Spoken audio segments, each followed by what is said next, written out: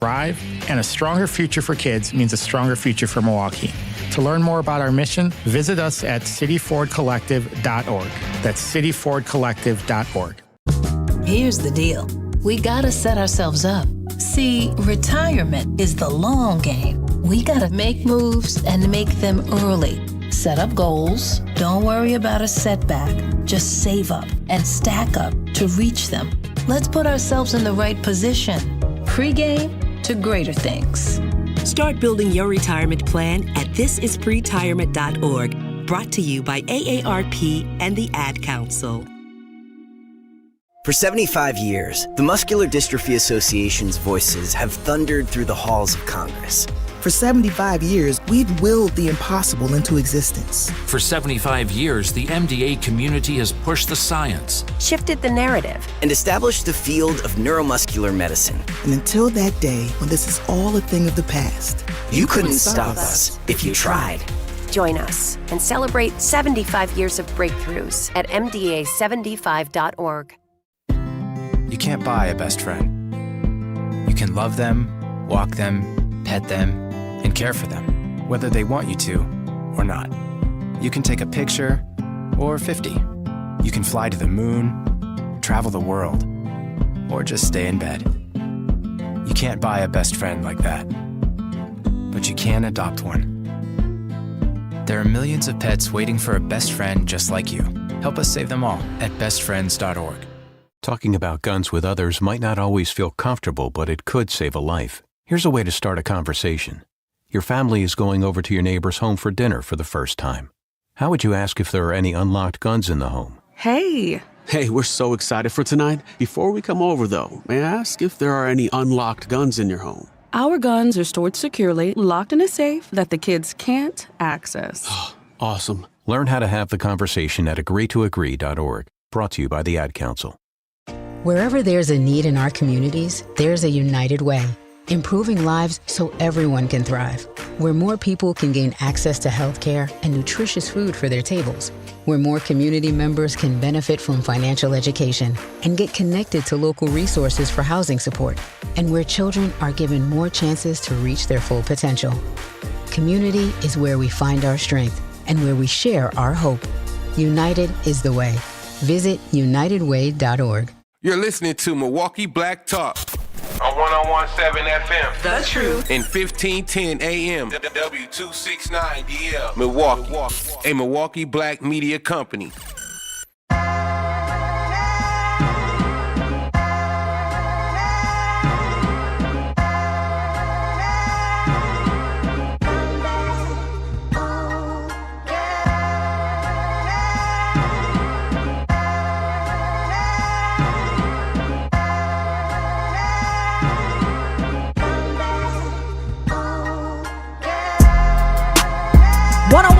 The Truth. Happy Wednesday, Milwaukee. It's your girl, Jazz Tyler. You are officially tapped in. Listen, I want to welcome y'all to another edition of Tapped In. Welcome y'all into my world, Jazzy's world. And if it's your first time hanging out with us, welcome to the Truth family, Truth Nation. If you're driving home from work, picking up kids, finishing your day, or just taking a minute to yourself, thank you so much for joining us this afternoon. It's Wednesday. We are halfway through the week. Some of y'all are energized. Some are already counting down to Friday. And some of y'all are just simply trying to make it through today. Wherever you are mentally, physically, and emotionally, we are glad you are here. Shout out to the chat. Shout out to everyone in their cars listening, everyone on YouTube. Again, welcome to Tapped In. Make sure you do not forget to like and subscribe to our YouTube channel, as well as our social media channels, 101.7 The Truth, and Tap In MKE. Follow us on Instagram. Stay updated on people we're bringing in to interview and all of the amazing clips from the past interviews we've had thus far. Before we jump into today's conversation, I realized yesterday I did not do the daily affirmations. And I want to make sure that I do that, not just for myself, but for you all as well. So if you are listening, you don't have to say it out loud. If you want to, that's fine. But I just want you to repeat this either out loud or in your head. My value is not determined by what people offer me. My time, my energy, and my purpose matters.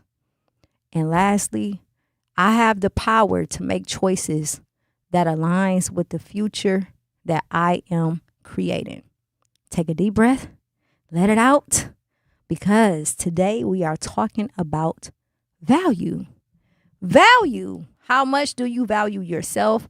How much do you know about worth, your worth in particular?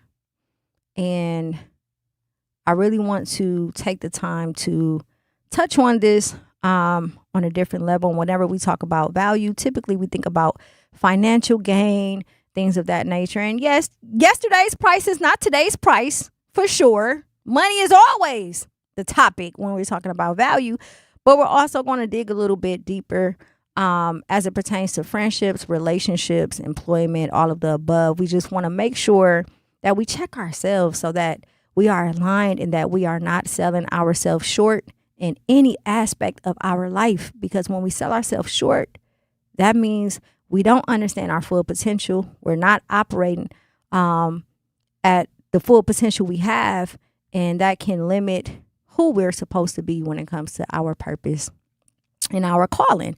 But before we jump in today's topic, there's a story I've been watching online. It tickled me. It's funny. I don't really get into celebrity gossip in business, but it had me thinking about men, certain black men, and if they understand how worthy they are as it pertains to the women that they pick, right? Not even just men, women as well. Sometimes your worth can be measured by who you lay down with, who you have children with, all of the above. And I've been watching on social media this clip with Jamie Foxx, and people have been talking about the fact that he has children with 3 different women. And a lot of offline conversations have shifted into debates about his dating choices, his relationships, and whether success or fame changes people value in a partner, right? They was ranking on his baby mama so bad. They said one of them looked like Scottie Pippen, and I just cannot unsee it. I'm sorry.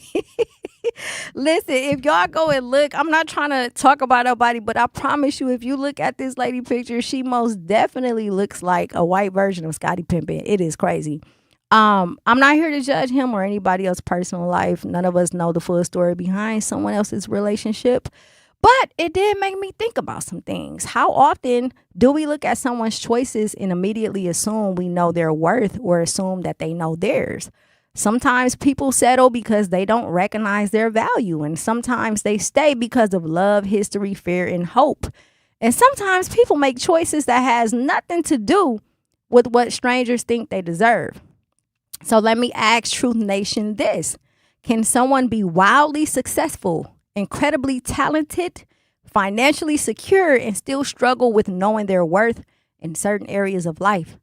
Is there a difference between knowing your value professionally and knowing your value personally? And have you ever been confident in your career but accepted less than you deserved in a relationship? Or maybe the opposite. You knew your worth in love but underestimated yourself at work, right? So I want to get into it. I want to run this clip, and I want y'all to tell me what y'all think. 833-212-1017. Do you think that the choices he has made has something to do with how he feels about himself? Let's take a listen.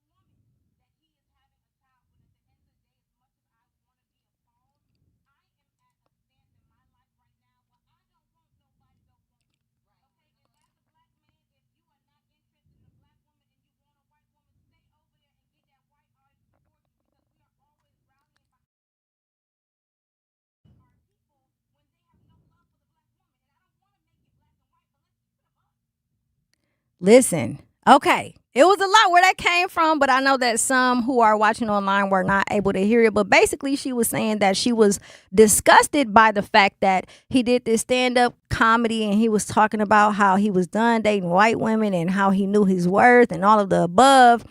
But when you look at his lineup of women, all three of his kids' mothers are white women. I don't necessarily think that the social media world that they're outraged that it's just white women. I think it's more so the way that they look, right? Like, there's beautiful people, all colors, all ethnicities, right? But I don't know, man. His taste is a little shaky to me. You know, one of his baby mamas looked like Hulk Hogan, Triple H. The other one looked like Scottie Pippen. I mean, I don't know. I can't say that looks matters, but someone of that status, it's kind of giving insecurities, man, for real. Out of all the women in the world, maybe he just assumed that they had a good heart.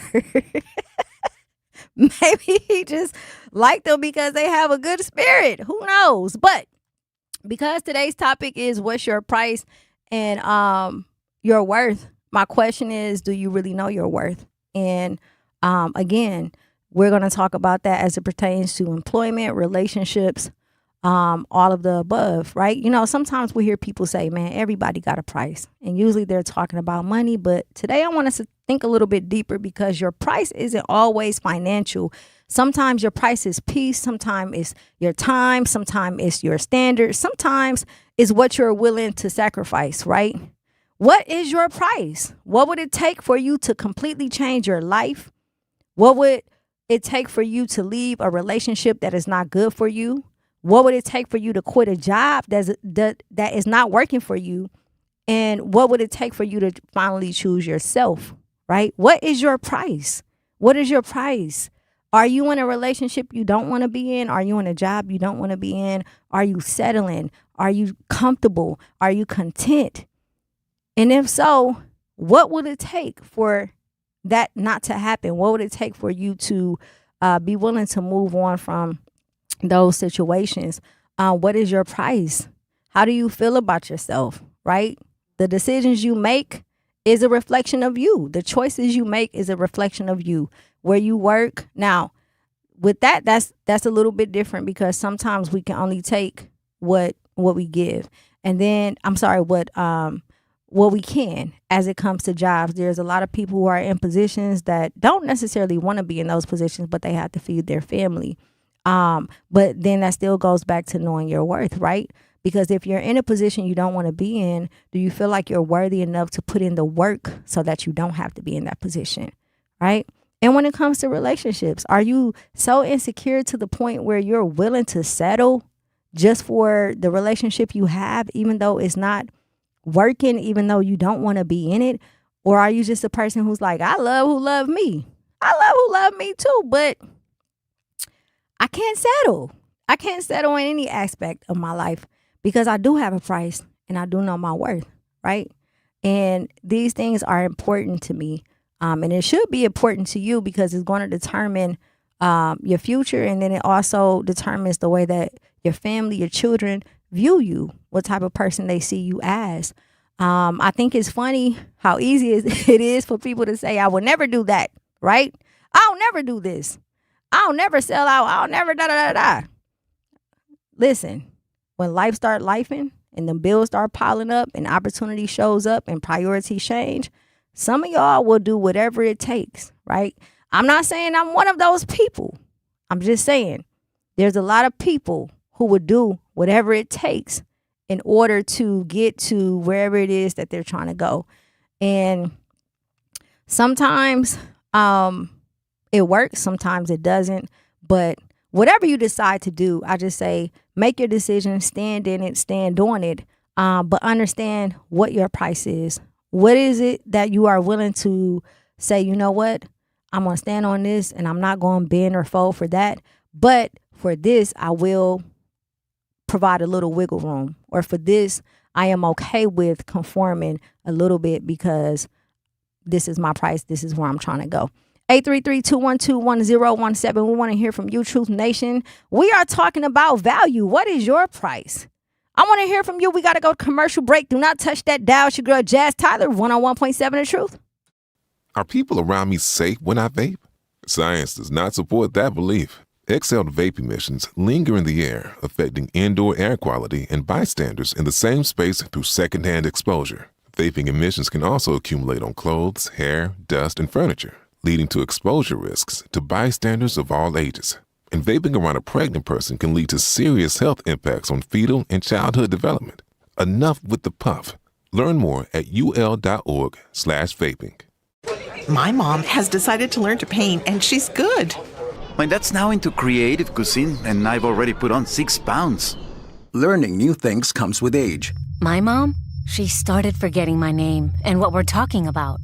Forgetting well-known things doesn't. Memory loss may be a sign of Alzheimer's disease. Early detection gives you and your loved one time to plan for the future. Learn the warning signs of Alzheimer's at 10signs.org. Brought to you by the Alzheimer's Association and the Ad Council. The possibility of lung cancer can be pretty scary, especially if you're one of approximately 8 million current or former smokers at high risk. That's why SaveByTheScan.org wants you to know that now there's a breakthrough low-dose CT scan that can detect lung cancer early, and it only takes 60 seconds. You stop smoking, now start screening. For an easy quiz to see if you're eligible, visit SaveByTheScan.org. It could save your life. SaveByTheScan.org is brought to you by the American Lung Association's Lung Force Initiative and the Ad Council. Reading aloud to children sharpens their listening skills, expands their vocabularies, and nurtures a lifelong love of reading. That's why Reading is Fundamental, the nation's leading children's literacy nonprofit, offers free monthly read-alouds by popular authors through its Rally to Read program. Visit rallytoread.org to watch the read-alouds and discover exciting reading activities for school and home. Visit rallytoread.org today. We asked parents who adopted teens to share their journey. When I met both of them, it was like my missing pieces were found. Like it was just like an instant, these are my kids. If you're considering adopting a teen, just do it. Kids need families. I don't care the age, everybody deserves a family. Learn about adopting a teen from foster care. Visit adoptuskids.org to learn more. A message brought to you by Adopt US Kids, the U.S. Department of Health and Human Services, and the Ad Council. Not completing high school is more of a social thing than it was an academic thing. Even though all these years have passed, I still had that longing to have my diploma. At age 30, Carissa finished her high school diploma. If you're even considering getting your high school diploma, you can do it. No one gets a diploma alone. If you're thinking of finishing your high school diploma, you have help. Find free adult education classes near you at finishyourdiploma.org. That's finishyourdiploma.org. Brought to you by the Dollar General Literacy Foundation and the Ad Council.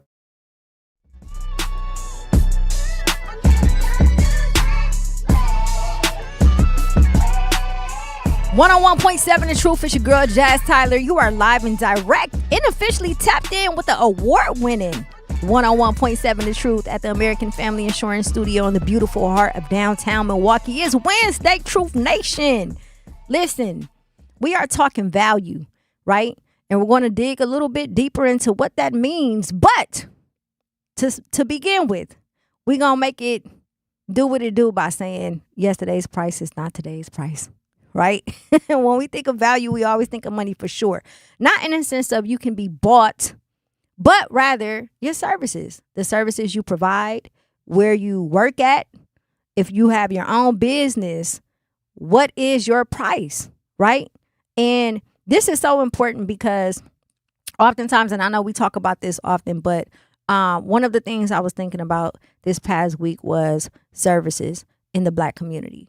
When we are entrepreneurs and we have things for sale and items for sale, people tend, especially family and friends, people tend to not want to pay what it is worth. All on the strength of them knowing you. All on the strength of, hey, you my kinfolk. We've been friends for 20, 30 years. You know, let me get a discount. But you didn't get a discount when you had to pay for everything up front. You didn't get a discount when you had to start that business and no one was there helping you put the work in either, right? So whatever your price is, that's your price and stand on it. You have to Make people understand why you charge what you charge, right? If I'm not mistaken, Philly Flyboy, shout out to Philly Flyboy. I remember watching an interview of his, and he was saying that you're not paying me just because I'm doing this job for you. You're paying me for my experience. Hello? You are paying me because of what I have already done, which means that I'm able to bring a certain amount, this quality to the table in the services that I am providing for you. It's not easy to build a business. It's not easy to provide services to people. It's not easy to start from ground up and then turn around and have people asking for discounts or can you just work with me? Now, I'm a huge believer in if you don't got the money, don't ask. Do not ask. If you know you don't have the money, do not ask. Now, there are situations where it's like, hey, I got a job interview and my homegirl or my homeboy owns a clothing line and I need something to go to this interview. Okay, that's a dire need, right? That's a give me what you got, let me figure it out type of situation. But outside of that, you should not be lowering your price. You should not be feeling like you have to lower your standards to appease people. Your price is your price. And that's it. That's what it's going to be. That's what it has to be. That's the only way that people will truly value what it is that you're bringing to the table as it pertains to your business. Shout out to the chat.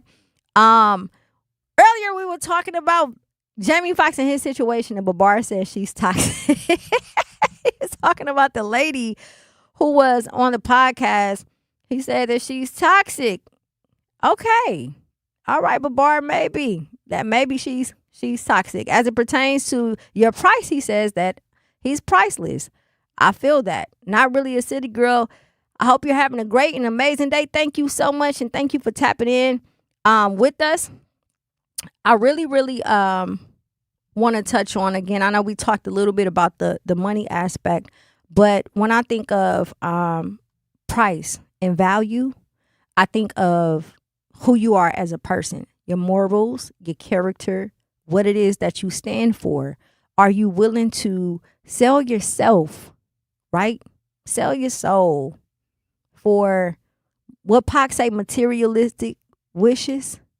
Are you willing to sell yourself to be whatever it is that you want it to be in order to go wherever it is that you're trying to go, right? Where do you draw the line? What is your price? Can you be bought? Can you be bought? And again, a lot of people say, I would never do this. I will never sell myself out. I will never, until a situation comes and then their back is up against the wall, right? So what is that for you, right? When it comes to relationships, what would it take for you to forgive someone who hurt you? What is your price? A lot of people stay in relationships. They say, I'm not messing with him no more. Girl, I'm done. I'm tired of him. He cheating. He messing around. He doing all of this crazy stuff. And then he come and buy a car or some jewelry. And then look, what happened? She stopped answering the phone. I ain't heard from you. Oh, yeah, well, we had a conversation and we talked. He bought me a car. He bought me some jewelry. And that's her price, right? There are people like that who can be bought, right? What is your price? Some people say never. Other people say time. Others says an apology. But everybody's price looks different, right? Doesn't necessarily have to be materialistic things. Doesn't have to be pertaining to money. But everyone has a price. Everyone has a price and everyone pays a price, right? What is your price? For me personally, I am priceless when it comes to relationships. And the reason why I say that is because the way I've built myself, my character, my morals, and what I stand for, there's not enough money, materialistic things. There's not enough love in the world that can make me go against what I stand on, my principles. If I believe in certain things, these are my beliefs, and I'm standing on that, there is nothing or nobody who can force me to conform. There's nothing or nobody who can make me change my mind just because they're offering something, right? And that should be the same for you. if you have certain values and certain morals and principles, nobody should be able to come along and say, hey, I'm sorry, or hey, I bought you this, or just an apology, right? I get so tired of watching the reality TV shows. I don't know if it's a part of the storyline or if they be serious, but it's like their price is always an apology. I just want to, she needs to apologize. Apologize for what? Apology ain't nothing. What does an apology do? What does it do? Especially in a relationship. That's the price? That's your price? An apology? If somebody does something to intentionally hurt you and they know that they're going to hurt you, your price is an apology? Man, miss me with that. We got a caller on the line. Al, are you there? I am. Yes, I am. I think in relationships, some people are just stuck on that sausage and stuck on that chocolate cupcake that they can continue to put that vanilla filling in. That's what they stuck on, because those kind of people feel like they can't get nobody, so that's why they choose to settle. I'm not settling for nothing. Why would I settle? And that's programming that they always tell black people you should settle. Like they always tell black people you'll get your heaven after death, but you don't hear them tell the white people that. Them people, those friends who tell you, let me get a discount, I don't need your business. Go to that white man that's charging you 4 times more. You're going to take out a second mortgage to prove you ain't broke to him. If you need a discount, I don't need your business. Keep your money. That's right. You now, Al, what's your price? I don't have a price. I can't be bought. Now you can rent for a phenomenal fee, but you're not gonna buy. He's like, you can rent, Al. I know that's right. You can rent, but you can't buy. And even if you wanted to, I control this. That's right. See, they're good with those. They're good with those people who have really no. They don't really have a choice. Mm-hmm. That's why they always tell people, well, that you really don't need that. You can't tell me what I need. You only can tell yourself what you need. I know what I need and I know what I want. That's why I go get set. Absolutely. And that's what black people need to do. Stop letting people tell you what you don't need, or tell people, oh, well, you can get your heaven after death. No, I'm getting my heaven now. That's right. You have to. And I'm going to give me my heaven. So y'all will figure it out. Yes, indeed. Thank you so much, Al. You know what? I agree with that, right? Like, you can do whatever you want to do, right? But, and if you want to rent, as Al says, rent. But for me personally, I cannot be bought. I cannot be bought. I've been in situations, right? I ran for office. And when I ran for office, I had people support me who were not citizens of Milwaukee, but like celebrities. And I had people in Milwaukee, regular citizens, who were supporting me, but I would not choose a side, not necessarily politically, but the people behind scenes who are responsible for funding a lot of campaigns. I didn't want to be bought, because that means that I will lose control. That means that I will be going up against whatever it is that I stand for and my values and my principles, and I will no longer be able to dictate my life. I can't be bought. There's a lot of people in relationships who are, girl, as long as he paying these bills, as long as he coming home at night, as long as I don't care what he do. You're being bought. That's your price. And if that works for you, that's completely fine, right? But again, your price is your price. But understand that it comes with a lot. If you can be bought, I'm telling you, it's some things that a lot of people out here do that they don't want to do, but because they want to be a certain type of person and live a certain type of lifestyle, they're willing to lower their worth and standards in order to have that. We are talking value. We are talking price. We got to go to break. When we come back, let's talk about the price of growth. What does that look like for you? When you were in situations, and, you know, we all been in situations where we aren't proud of at some point in our life, and we made the decision to be someone different, and we began to grow as a human being. What did that look like for you? What was the price What was that price of giving up your old life so that you can have a new life? We want to hear from you, 833-212-1017. We got to go to break. Do not touch that dial. Jazz Tyler, 101.7 The Truth. Hear that? That's the sound of your life. Perfectly imperfect. Beating in rhythm to the world you've created. But every time you drive after drinking, the music gets drowned out.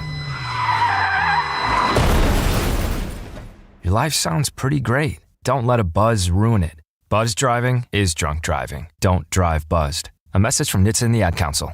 Doctors Without Borders is delivering life-saving medical care where it's needed most in communities around the world. From bandaging war-wounded patients in Sudan to providing clean drinking water in Haiti, we're in more than 70 countries worldwide, bringing patients from sick to recovering, from emergency to aid, from crisis to care. This life-saving care is made possible by a global movement of supporters like you. Thank you.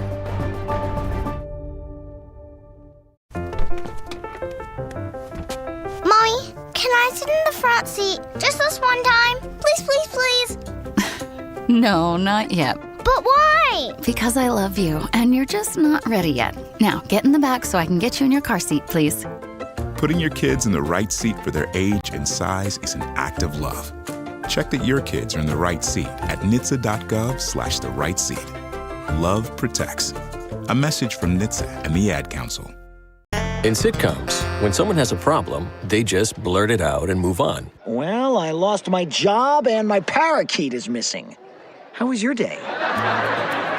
But the real world is different. Managing life's challenges can be overwhelming. So, what do? We get support. The Huntsman Mental Health Institute and the Ad Council have mental health resources available for you at loveyourmindtoday.org. That's loveyourmindtoday.org. See how much further you can go when you take care of your mental health. For 250 years, our armed forces have bravely served America. Wounded Warrior Project honors that legacy by supporting post-9/11 service members and veterans like Anthony, a Marine who was injured by a roadside bomb in Afghanistan. They carried me through my injuries, not just my physical, but my mental. And seeing other vets doing the same thing helped me tell myself, hey, you can do this. Join us in honoring warriors at woundedwarriorproject.org/America. In the United States, a vehicle is stolen every 31 seconds, about as long as this message. Luckily, you can take a few easy steps to protect your car in the same amount of time. Remove your valuables, roll up your windows, don't leave your car running unattended, lock your doors, and take your keys or fob. If you have information about a crime, call the police. If you suspect insurance fraud, also call 800-TEL-NICB. A public service message from the National Insurance Crime Bureau.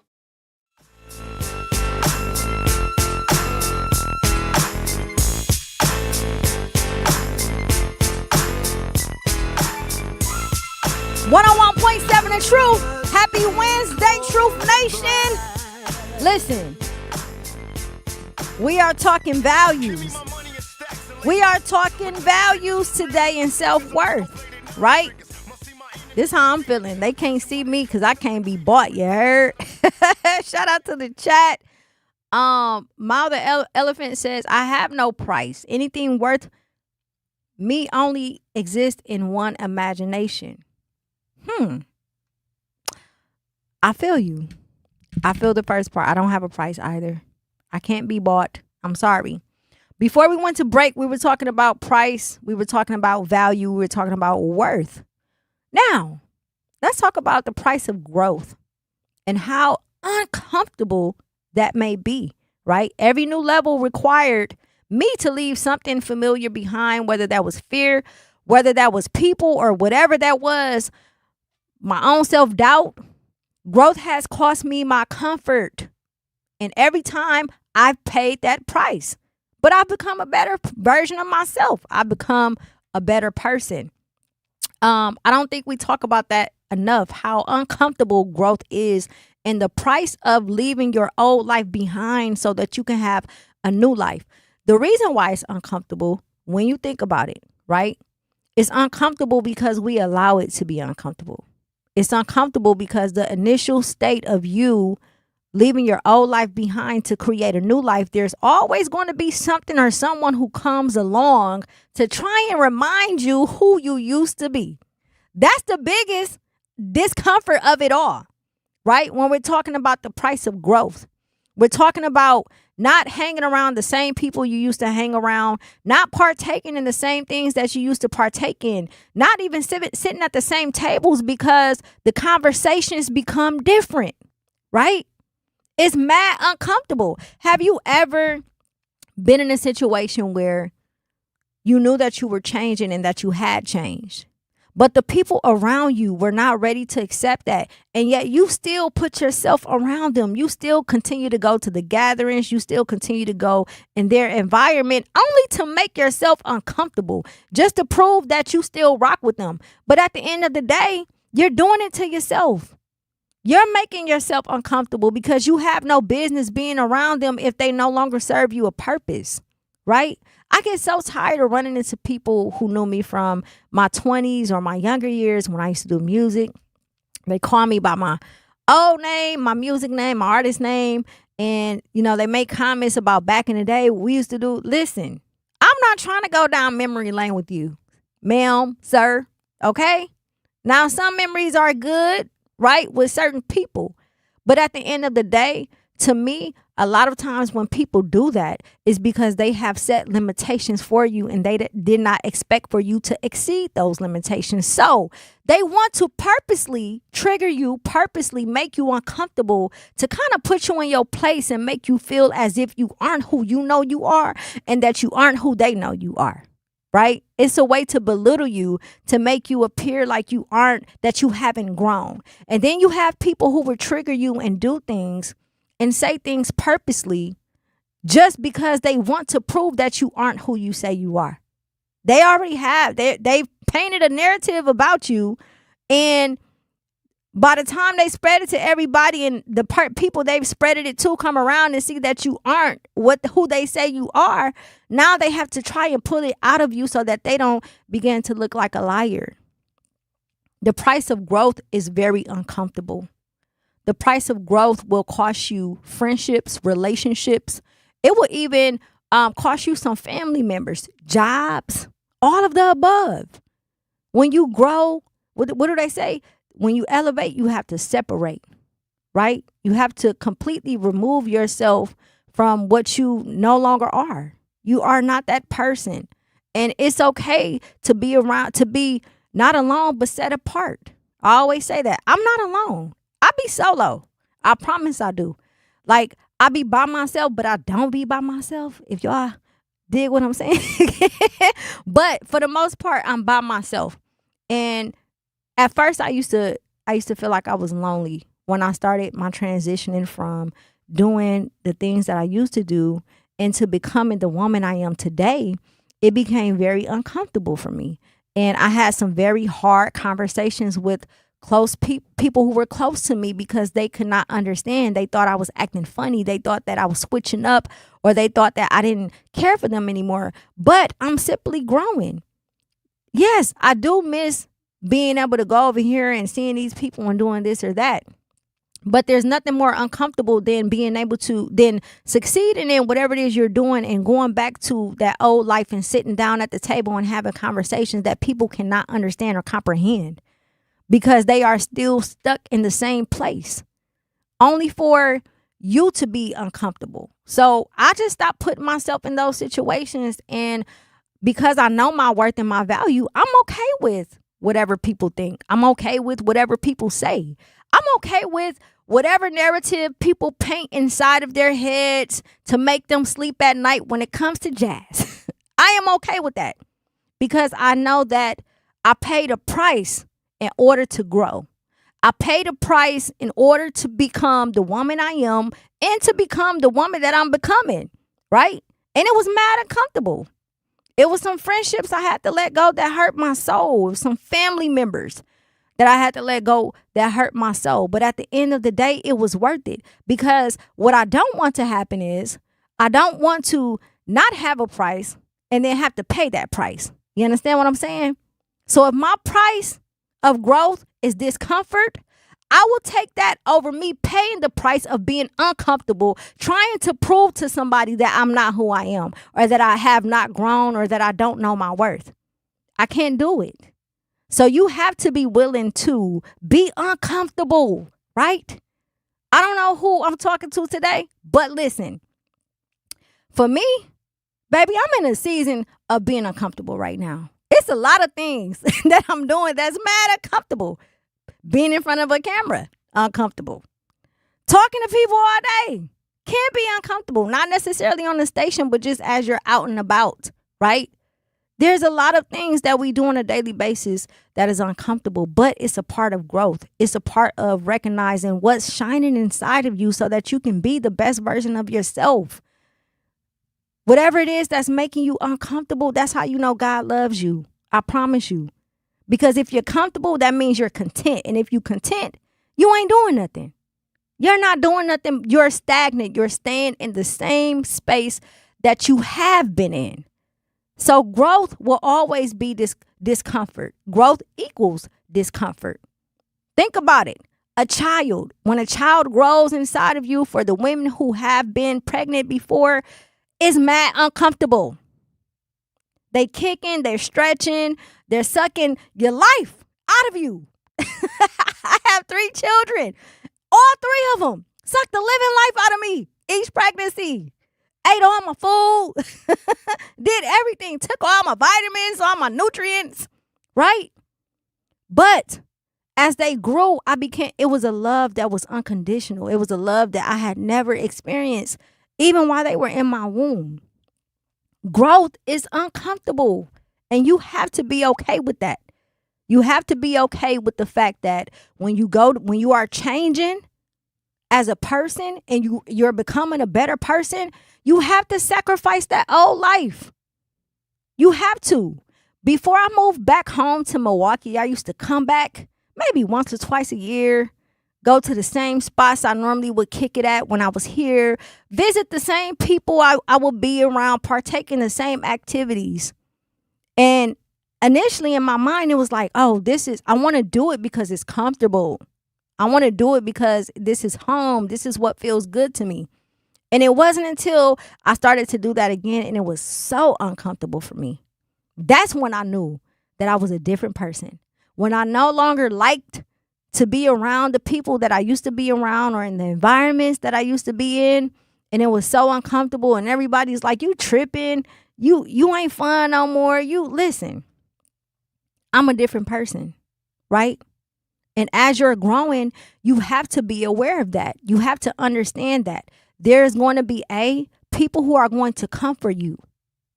When you change and you pay that price to grow into the person that you want to be, there's going to be people who's going to comfort you. And it's going to be the people that you love the most. It's going to be the people that you love the most.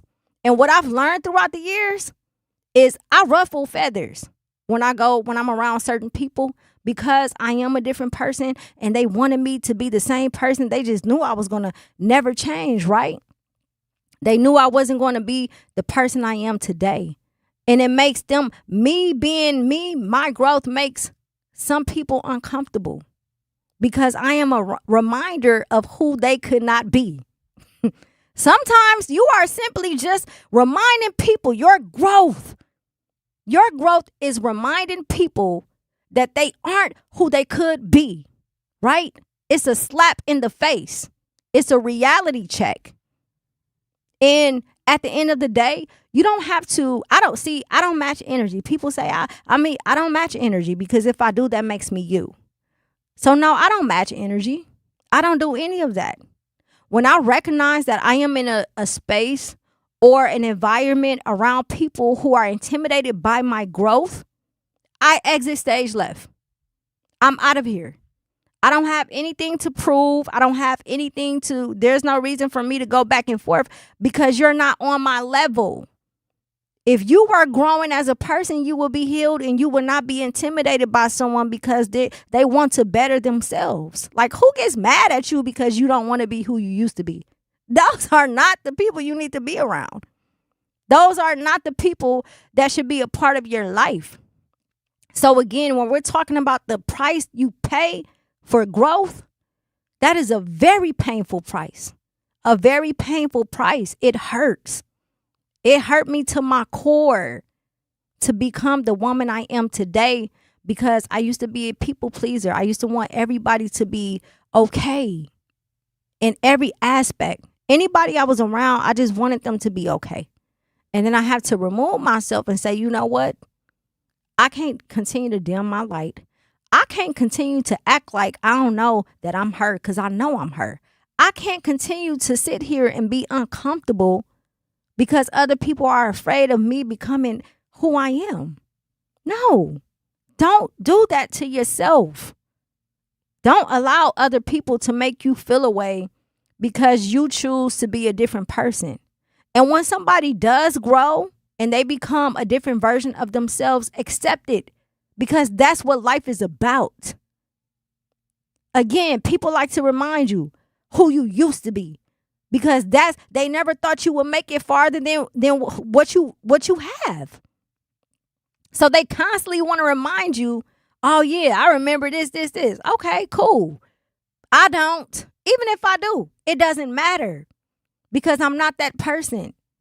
I'm not that person. Growth is discomfort. Growth is uncomfortable, but growth is peace.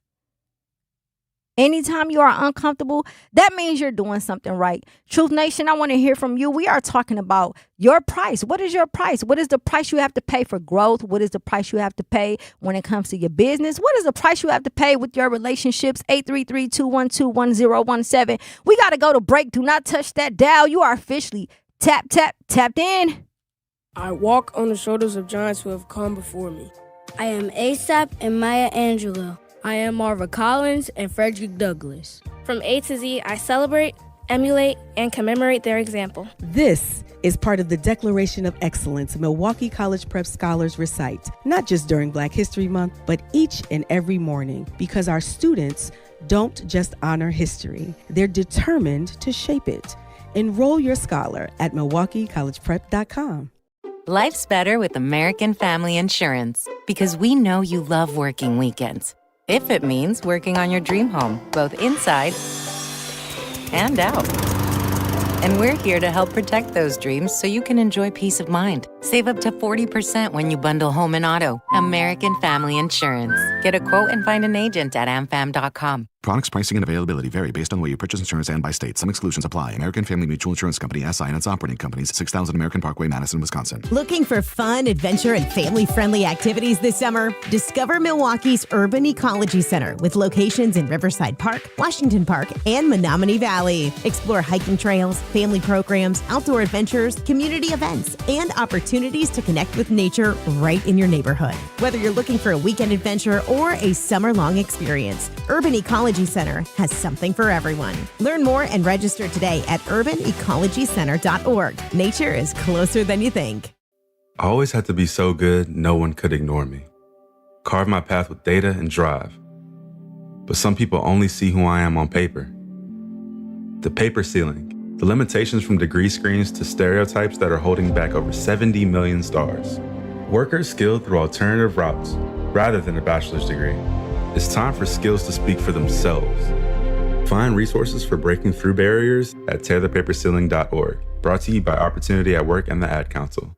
I'm Chris Jakovic. I served in the United States Air Force and I deployed 3 times. So in 2017, I was serving as an Air Force First Sergeant. Our motto in that role is my job is people, everyone is my business. But unfortunately in that year, I would lose my own brother, Lance Corporal Adam Jakovic, to suicide. The majority of veteran suicides are from guns. I store my weapons securely, not only for myself, but for my family. Store all your guns securely. Help stop suicide. My service never stops. Brought to you by End Family Fire and the Ad Council. And here's Heather with the weather. Well, it's beautiful out there, sunny and 75, almost a little chilly in the shade. Now, let's get a read on the inside of your car. It is hot. You've only been parked a short time and it's already 99 degrees in there. Let's not leave children in the back seat while running errands. It only takes a few minutes for their body temperatures to rise, and that could be fatal. Cars get hot, fast, and can be deadly. Never leave a child in a car. A message from NHTSA and the Ad Council.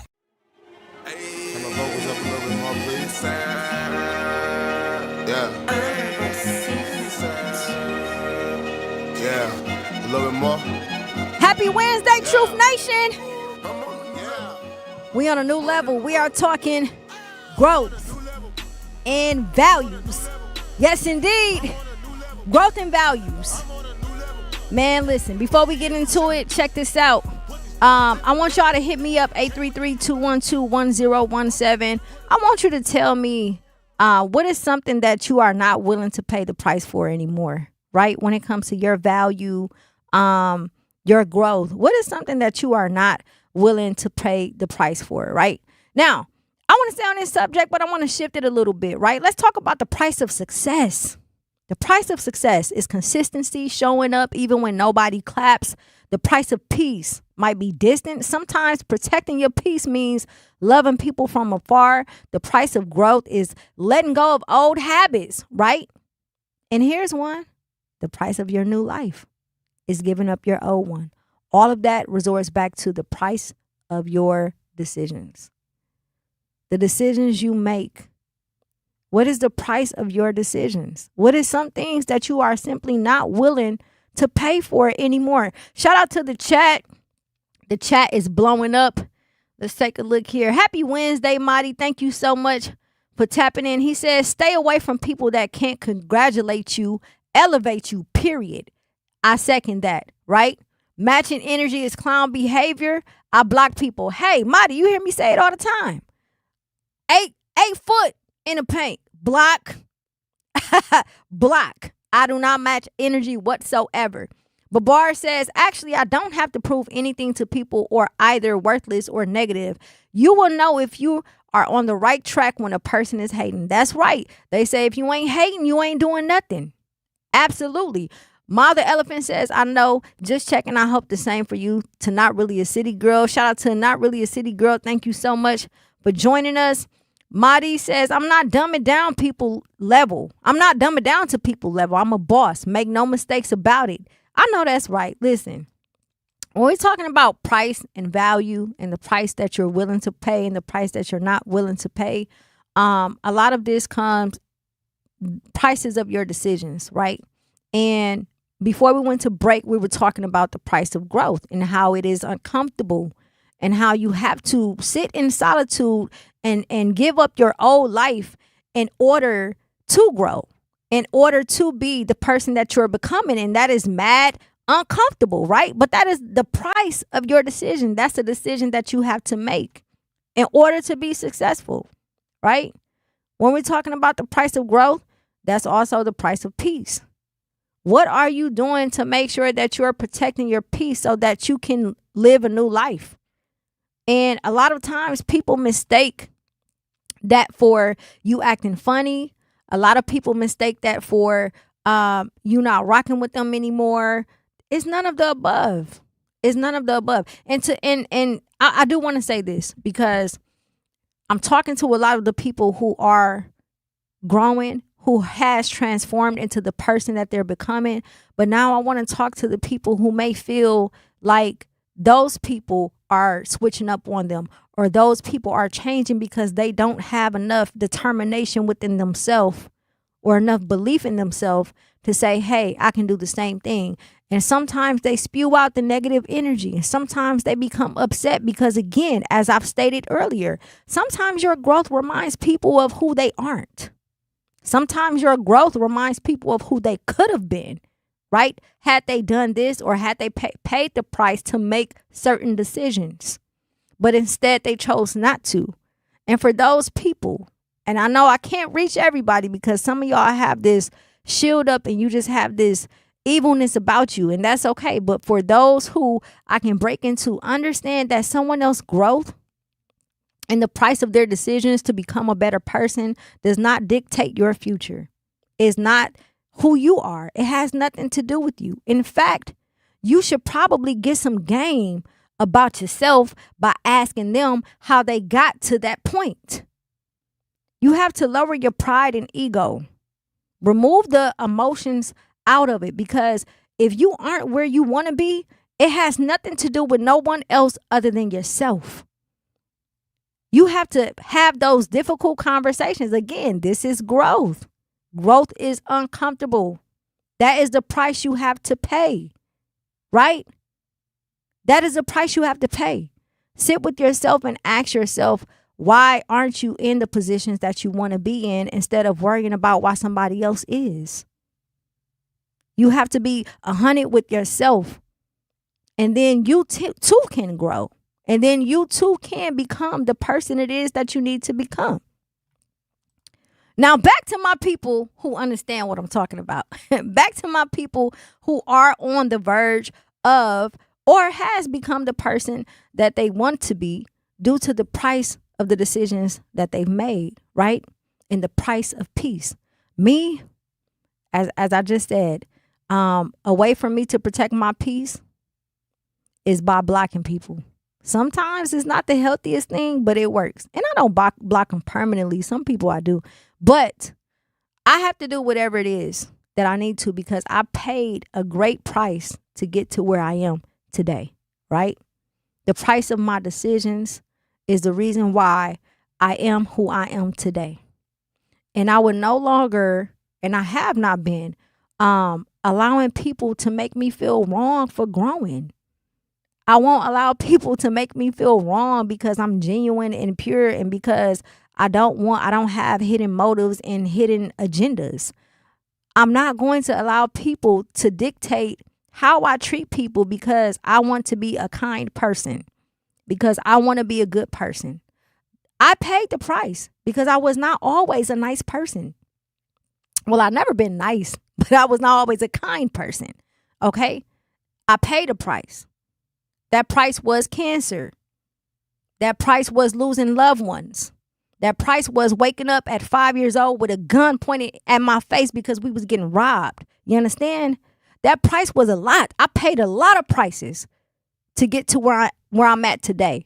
And I'll be damned if I allow anybody to make me feel wrong because I made decisions that put me in positions that I'm in now.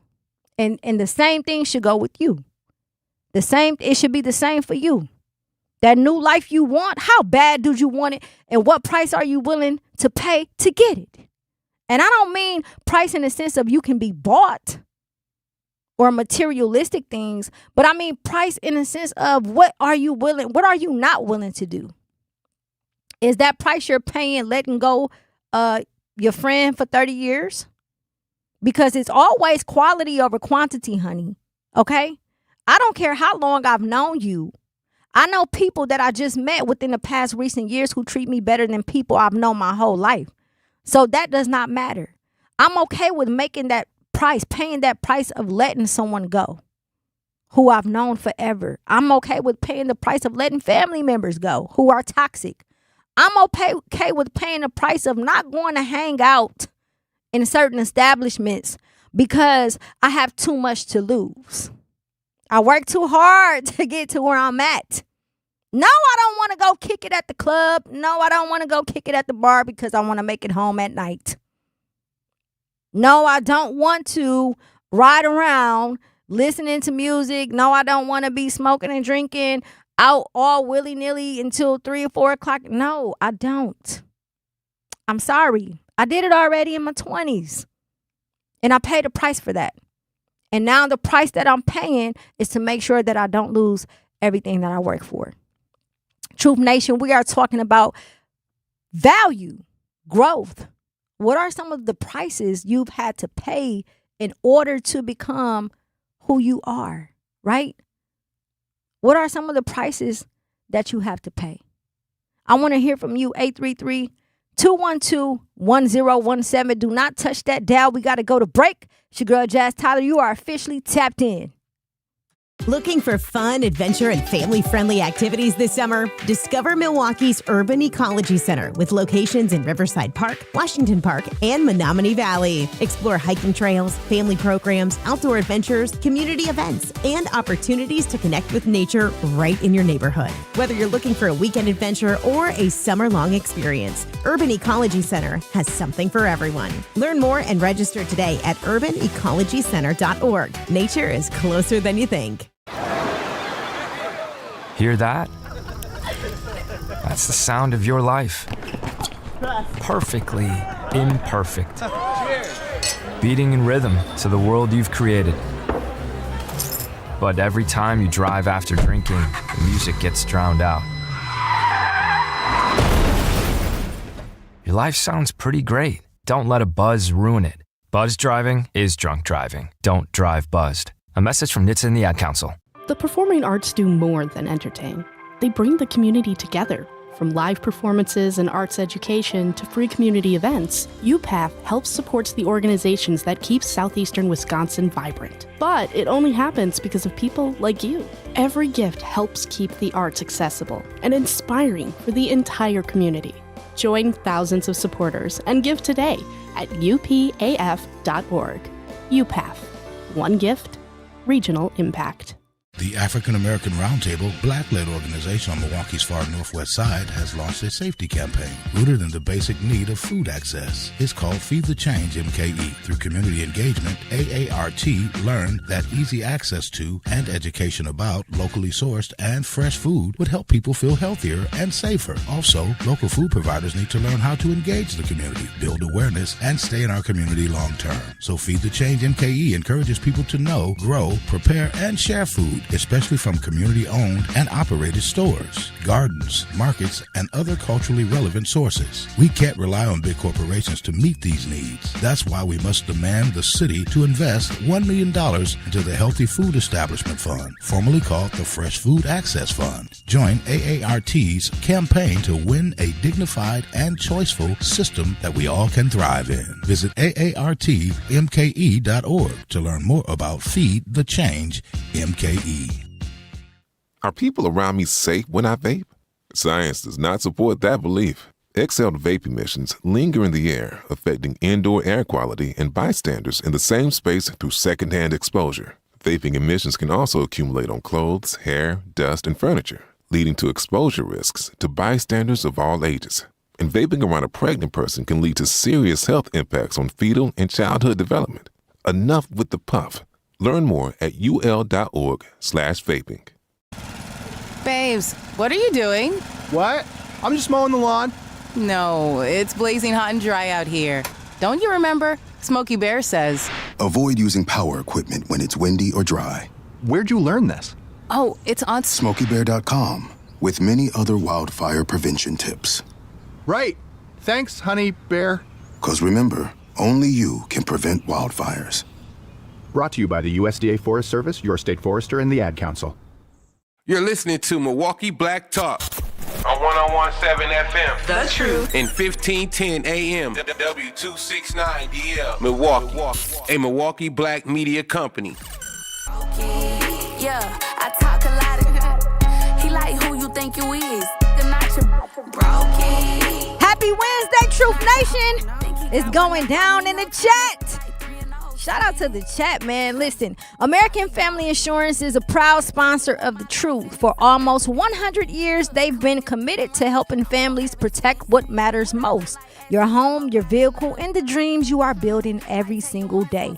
If you are a part of the Truth audience, you already know you work hard for yours. That's why having the right protection in place matters. American Family helps you stay ready for whatever life brings so you can focus on moving forward.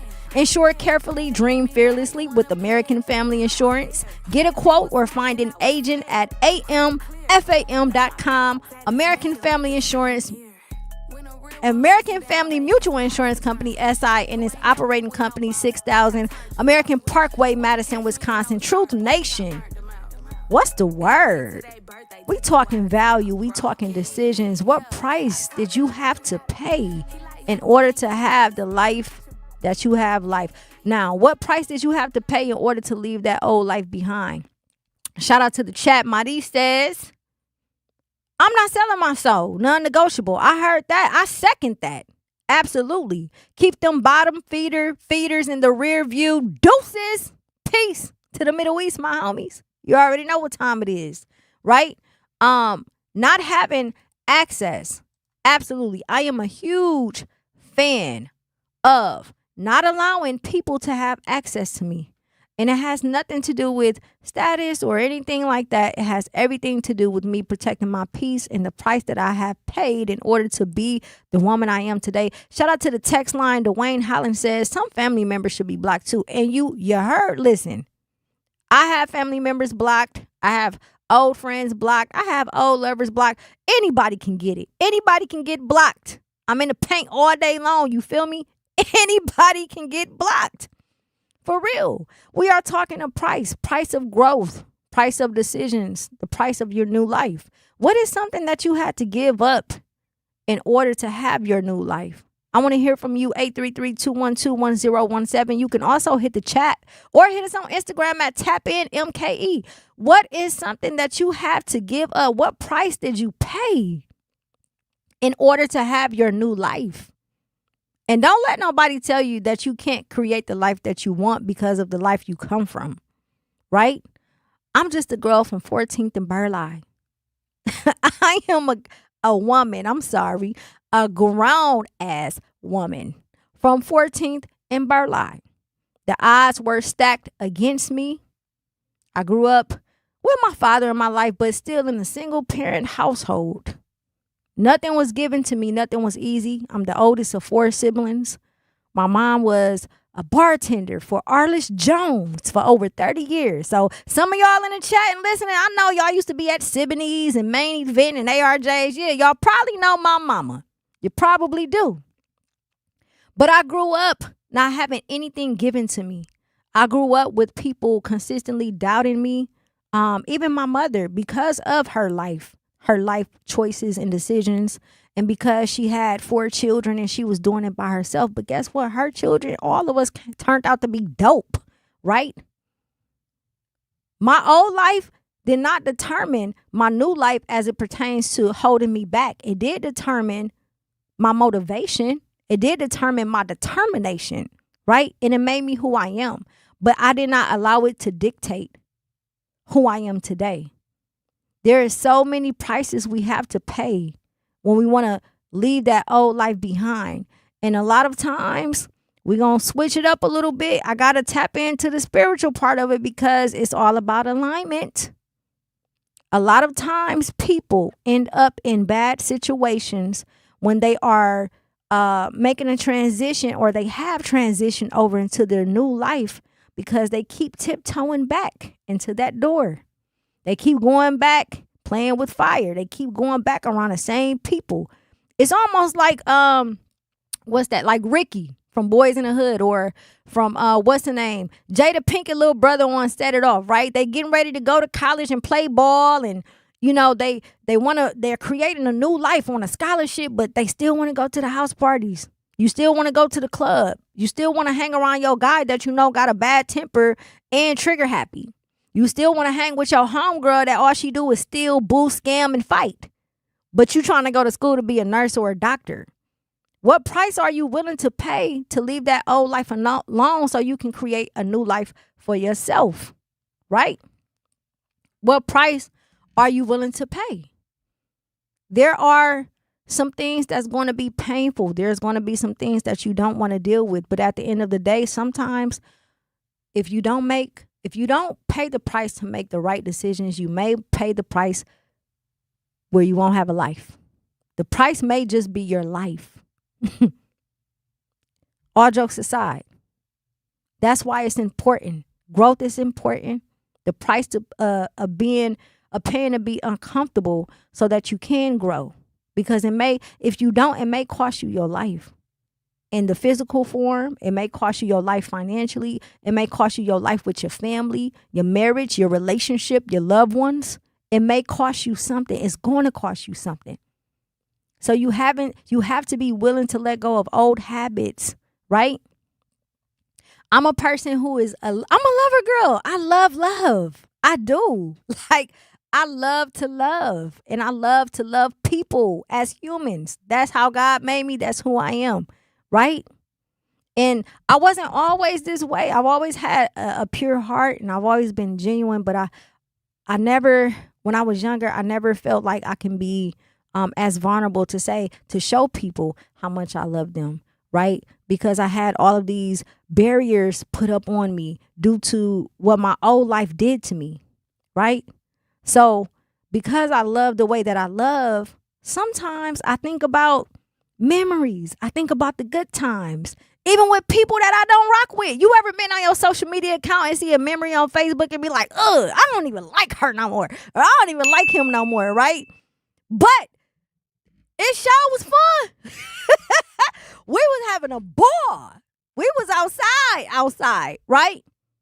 And sometimes those memories forces you to tiptoe back into that old life. But when you are in those moments, what you have to do is to remind yourself that memories don't exist, baby. It's just a memory. It does not exist. It's not reality. You can't touch it. You can't feel it. You can't smell it. You can't be around it. It doesn't exist, which is why you have to let go. That's why they say don't hold on to the past. Don't hold on to the past because it doesn't exist. So anytime you feel yourself creeping back and forth into that old life because you miss certain people and certain things, okay, whatever you need to do to escape, that's cool. Sit in your feelings. But don't go back because it doesn't exist.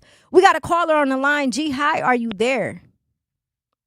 Yeah, I'm here. Thank you so much for tapping in with us today. How are you? Oh, I'm doing great. How you doing? I am well. You want to make a comment on a price you pay for your new life? Yeah, I want to switch it up. I would say if I didn't make that choice to live a new life, I was going to definitely pay a price with my time or with my freedom or with my life. And growing up where I grew up playing ball, but then I made some decisions that I wanted to be a product of my environment and not a product of my decisions. And that almost led me to a place where I couldn't come back from. And so when I made that decision, I no longer wanted to be like that because of seeing my cousins and my big homies and dying and going to jail. I had my son. I decided I wanted to be the best father in the world. And I also decided I wanted to be the best husband I could possibly be to my lovely wife. And so I don't look at it as the price that I paid to get to this new life. I look at it as the decision that I made so I wouldn't have to pay that ultimate price. Absolutely. And, every day I wake up, I'm thankful for making that decision. Let me ask you a question. How do we get, for the younger people that's listening, how do we get them to the point where they can begin to pay the price to make right decisions so they don't have to wait until something traumatic's happened for them to make the right decisions? Well, I think times have changed. My generation, it probably took a lot of discipline. It take a lot of discipline now, but our kids need a lot of love.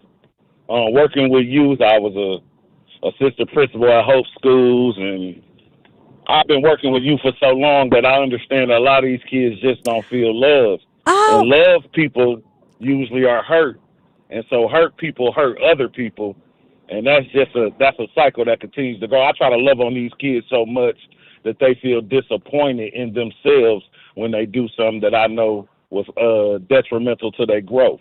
I think we need to love on them as mothers, fathers, cousins, uncles, aunties. Just love on them as much as we can because life is precious and they just don't feel love and they're going through a lot of traumatic experiences that they don't either understand or can't fathom how to deal with at the time. Absolutely. Listen, I'm not going to say who you are. I know who you are. I just figured it out. So, thank you for calling because I do feel like, I know that you are someone who has made different decisions and you have poured back, which is why I asked you those questions as well.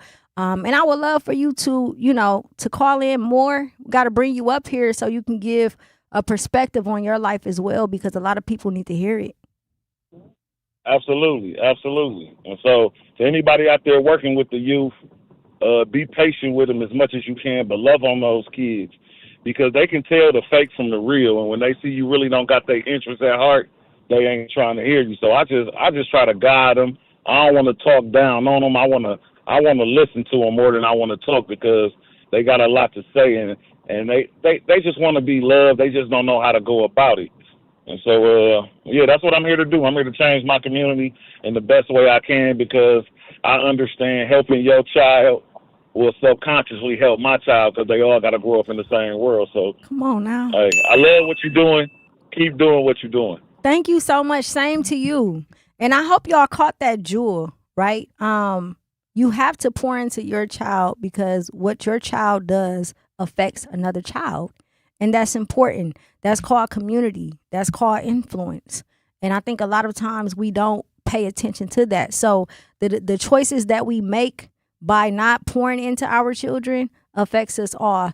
Again, shout out to the chat too, man. Listen, the chat is off the chain today.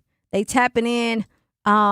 Marty says, love is a great thing when it's not being used as a weapon to manipulate, stunt people's growth and purpose. Absolutely. I agree. Listen, we are talking growth. We are talking the price you have to pay for your new life, right? I want to hear from you, 833-212-1017. We got to go to commercial break. Do not touch that dial. It's your girl, Jazz Tyler. Our children deserve a real chance to make it in life, and a good education is a passport to opportunity. At City Ford Collective, we're working to make sure there's a great Milwaukee school for every Milwaukee family, because more good options lead to better outcomes. And who doesn't want that? Together, we can give every child the foundation they need to thrive, and a stronger future for kids means a stronger future for Milwaukee. To learn more about our mission, visit us at cityfordcollective.org. That's cityfordcollective.org. When a warrior faces adversity, he fights through it. He finds a way. Freedom isn't free. Rolling strong. Belief. Believe you can, and you will. Wheelchairs for Warriors provides mobility solutions to veterans and first responders injured in the line of duty. Join the mission and visit wheelchairsforwarriors.org. Here's the deal. We gotta set ourselves up. See, retirement is the long game. We gotta make moves and make them early. Set up goals. Don't worry about a setback. Just save up and stack up to reach them. Let's put ourselves in the right position. Pre-game to greater things. Start building your retirement plan at thisispretirement.org. Brought to you by AARP and the Ad Council. For 75 years, the Muscular Dystrophy Association's voices have thundered through the halls of Congress. For 75 years, we've willed the impossible into existence. For 75 years, the MDA community has pushed the science, shifted the narrative, and established the field of neuromuscular medicine. And until that day when this is all a thing of the past, you couldn't stop us if you tried. Join us and celebrate 75 years of breakthroughs at MDA75.org. You can't buy a best friend. You can love them, walk them, pet them, and care for them, whether they want you to or not. You can take a picture or 50. You can fly to the moon, travel the world, or just stay in bed. You can't buy a best friend like that, but you can adopt one. There are millions of pets waiting for a best friend just like you. Help us save them all at bestfriends.org. Talking about guns with others might not always feel comfortable, but it could save a life. Here's a way to start a conversation. Your family is going over to your neighbor's home for dinner for the first time. How would you ask if there are any unlocked guns in the home? Hey, we're so excited for tonight. Before we come over, though, may I ask if there are any unlocked guns in your home? Our guns are stored securely, locked in a safe that the kids can't access. Awesome. Learn how to have the conversation at agreetoagree.org. Brought to you by the Ad Council. Keep a few things, champion sound, yeah, I got a few rings and I'm all the way up, and you can stay up, and if you ask anybody where I live, they point to the hills and say, go all the way up. We're going all the way up today, Truth Nation. You are officially tapped in. Thank you so much for joining us live and direct at the award-winning 101.7 The Truth at the American Family Insurance Studio in the beautiful heart of downtown Milwaukee. Today we are talking about price. The price you have to pay to leave that old life behind so you can have a new life. The price you make when it comes to decisions. The price of growth. How it makes you uncomfortable. I want to hear from you. 833-212-1017. Shout out to the chat. Jasmine West has officially tapped in. Thank you so much for joining us today. We have a caller on the line. Dirty Mike, what's the word? Hello? Thank you so much for calling in. How are you? This Security Mike? I'm sorry? Yes. Yes, I can hear you. Mike. I haven't called the show since probably January, and it's all new hosts. And I really like how you talk, this lady. I never knew, but I saw Tori Lowe down at the Charlie Wilson concert. Because I went with Tori Lowe up north when they was going to throw the boy in the meat grinder back then, and we went up there to protest. But Tori Lowe said he was no longer with 107. So I was like, wow, there's all new hosts. So now I'm starting back listening, and I'm getting you talking with much sense and coming from Burleigh in the hood like I did. But I started out in Lampton Projects.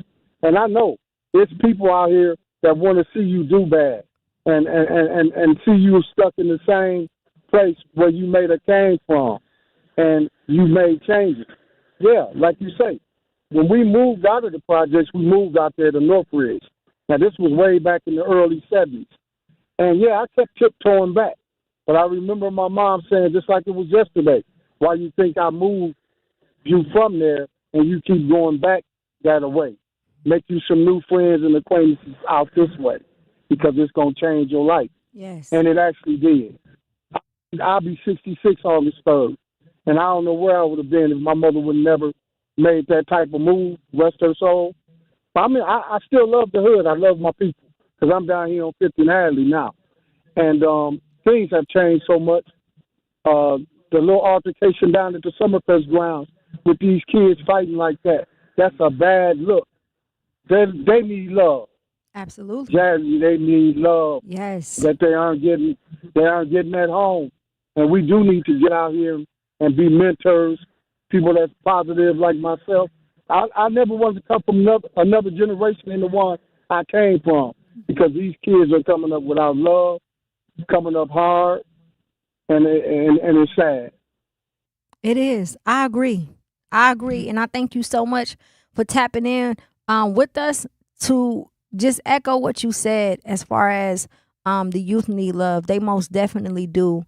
And I always talk about the youth and the needs of the youth, but I want us to remind ourselves that we need love too as adults.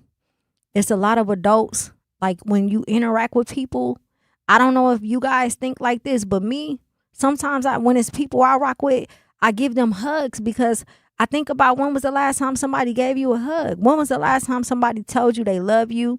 You're still a human being. We all are human beings. We all need love. And the best thing you can do when you love someone is put them in an environment to make them a better person, right? That's how you express love. That's how you help them grow as an individual. We got another caller on the line. Brother Love, are you there? Yes, I'm here. How you doing? I'm doing good. Thank you for tapping in with us today. How are you?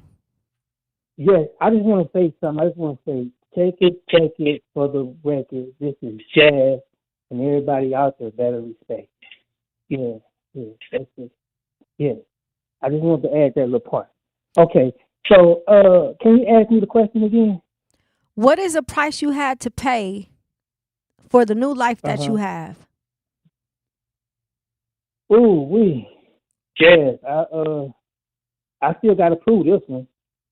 I still got to battle and fight this one out. You know, I can't rest on my laurels. You know, I can't say I had all this or got all this. You know what I'm saying? It's like a basketball game. You know what I'm saying? The championship, we got to go for it.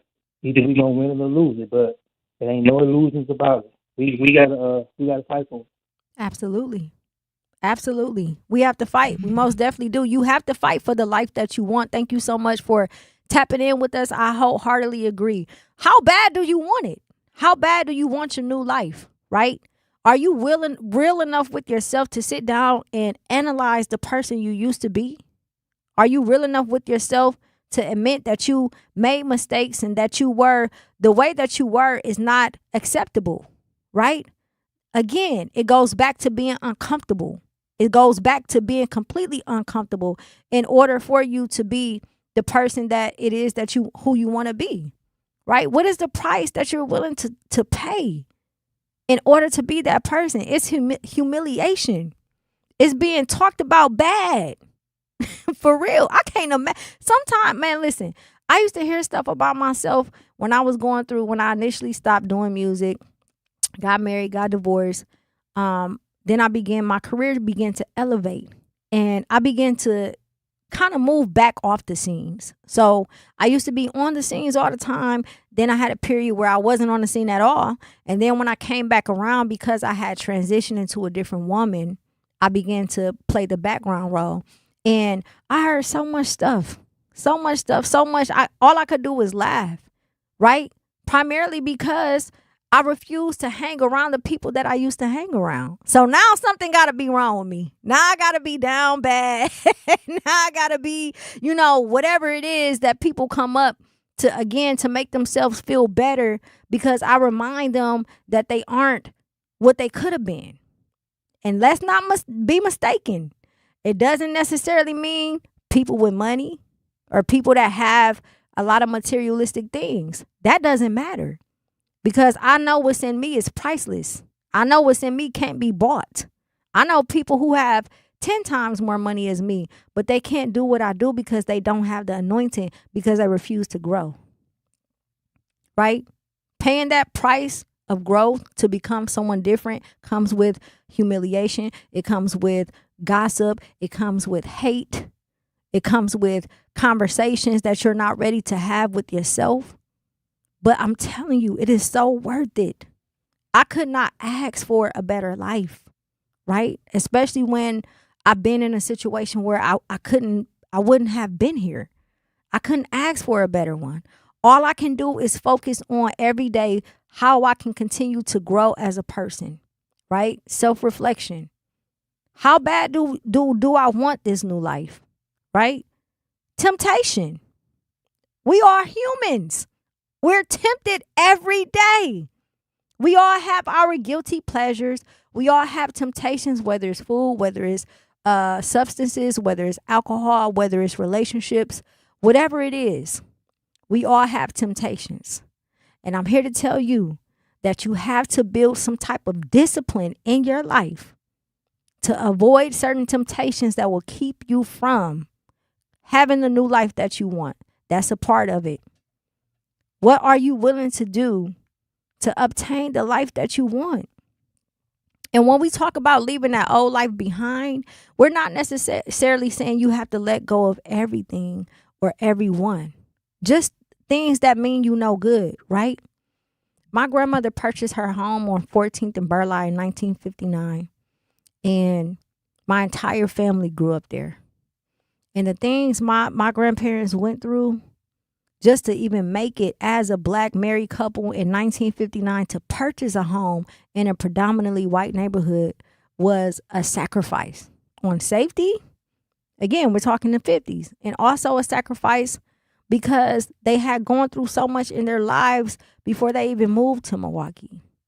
And we kept that house in our family for so many years. And everybody in my family grew up there. Then my auntie sold the house without telling the family, took the money, moved out of state, lived her happy life. And I felt the need to go and get the house back. I felt the need to say, my grandparents worked for this house, so I'm going to go buy it. This is where we grew up. This is my heart. This is our blood. Not just that house, but the neighborhood, the people we grew up with, the Hawthorns, the Robinsons, the Williams, everybody, right? This is where we're from. And my mom said, maybe you should let it go.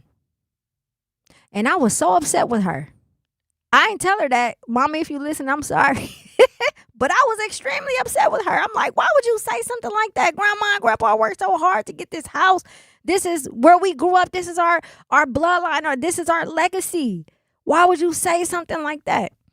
And when she broke it down to me, everything that we had been through, I had forgot that my grandma actually passed away in that house. I forgot about but I don't know the trauma that my aunts and my mom faced before we was born, things that there's good and bad memories. My auntie that passed away, you can't even ride past the house without crying because all you do is think of her. And she said, go build something else. Go build something new. Start your own legacy for your children. And that's the best thing she could have ever told me, because that is a perfect example of leaving the old life and creating a new life. And again, that doesn't apply for everybody, right? I'm not saying if something happened to your big mama house, don't go buy it. That's not what I'm saying. What I'm saying is you have to do whatever you need to do to create a new life for you. Because sometimes that old life will weigh you down, especially when it comes to, let's jump into the family piece. We have a lot of family members who are very toxic, who like to remind you of certain things to keep you at a certain level because they're stuck. Because they can't understand why they can't move past whatever situation that they're in, mentally, physically, and emotionally. And if you attempt to go off and start a new life, how dare you? I always say, one of my aunties, I love her to death, I promise. And I remember this meme going around on social media that said, now I understand as an adult why that one auntie moved away and never came back. Listen, because she want a new life. And it's okay. It's okay. Don't let your family, don't let your friends, don't let your job, don't let no one tell you that you don't deserve to have the life that you fought for. Don't let nobody make you feel uncomfortable because you want something new for yourself, especially if you know you've been through so much. We got to go to break. I want to hear from you. What is the price you have to pay for the new life in order to leave that old life behind? 833-212-1017. Do not touch that dial. It's your girl, Jazz Tyler, 101.7 The Truth. Wherever there's a need in our communities, there's a United Way. Improving lives so everyone can thrive. Where more people can gain access to health care and nutritious food for their tables. Where more community members can benefit from financial education and get connected to local resources for housing support. And where children are given more chances to reach their full potential. Community is where we find our strength and where we share our hope. United is the way.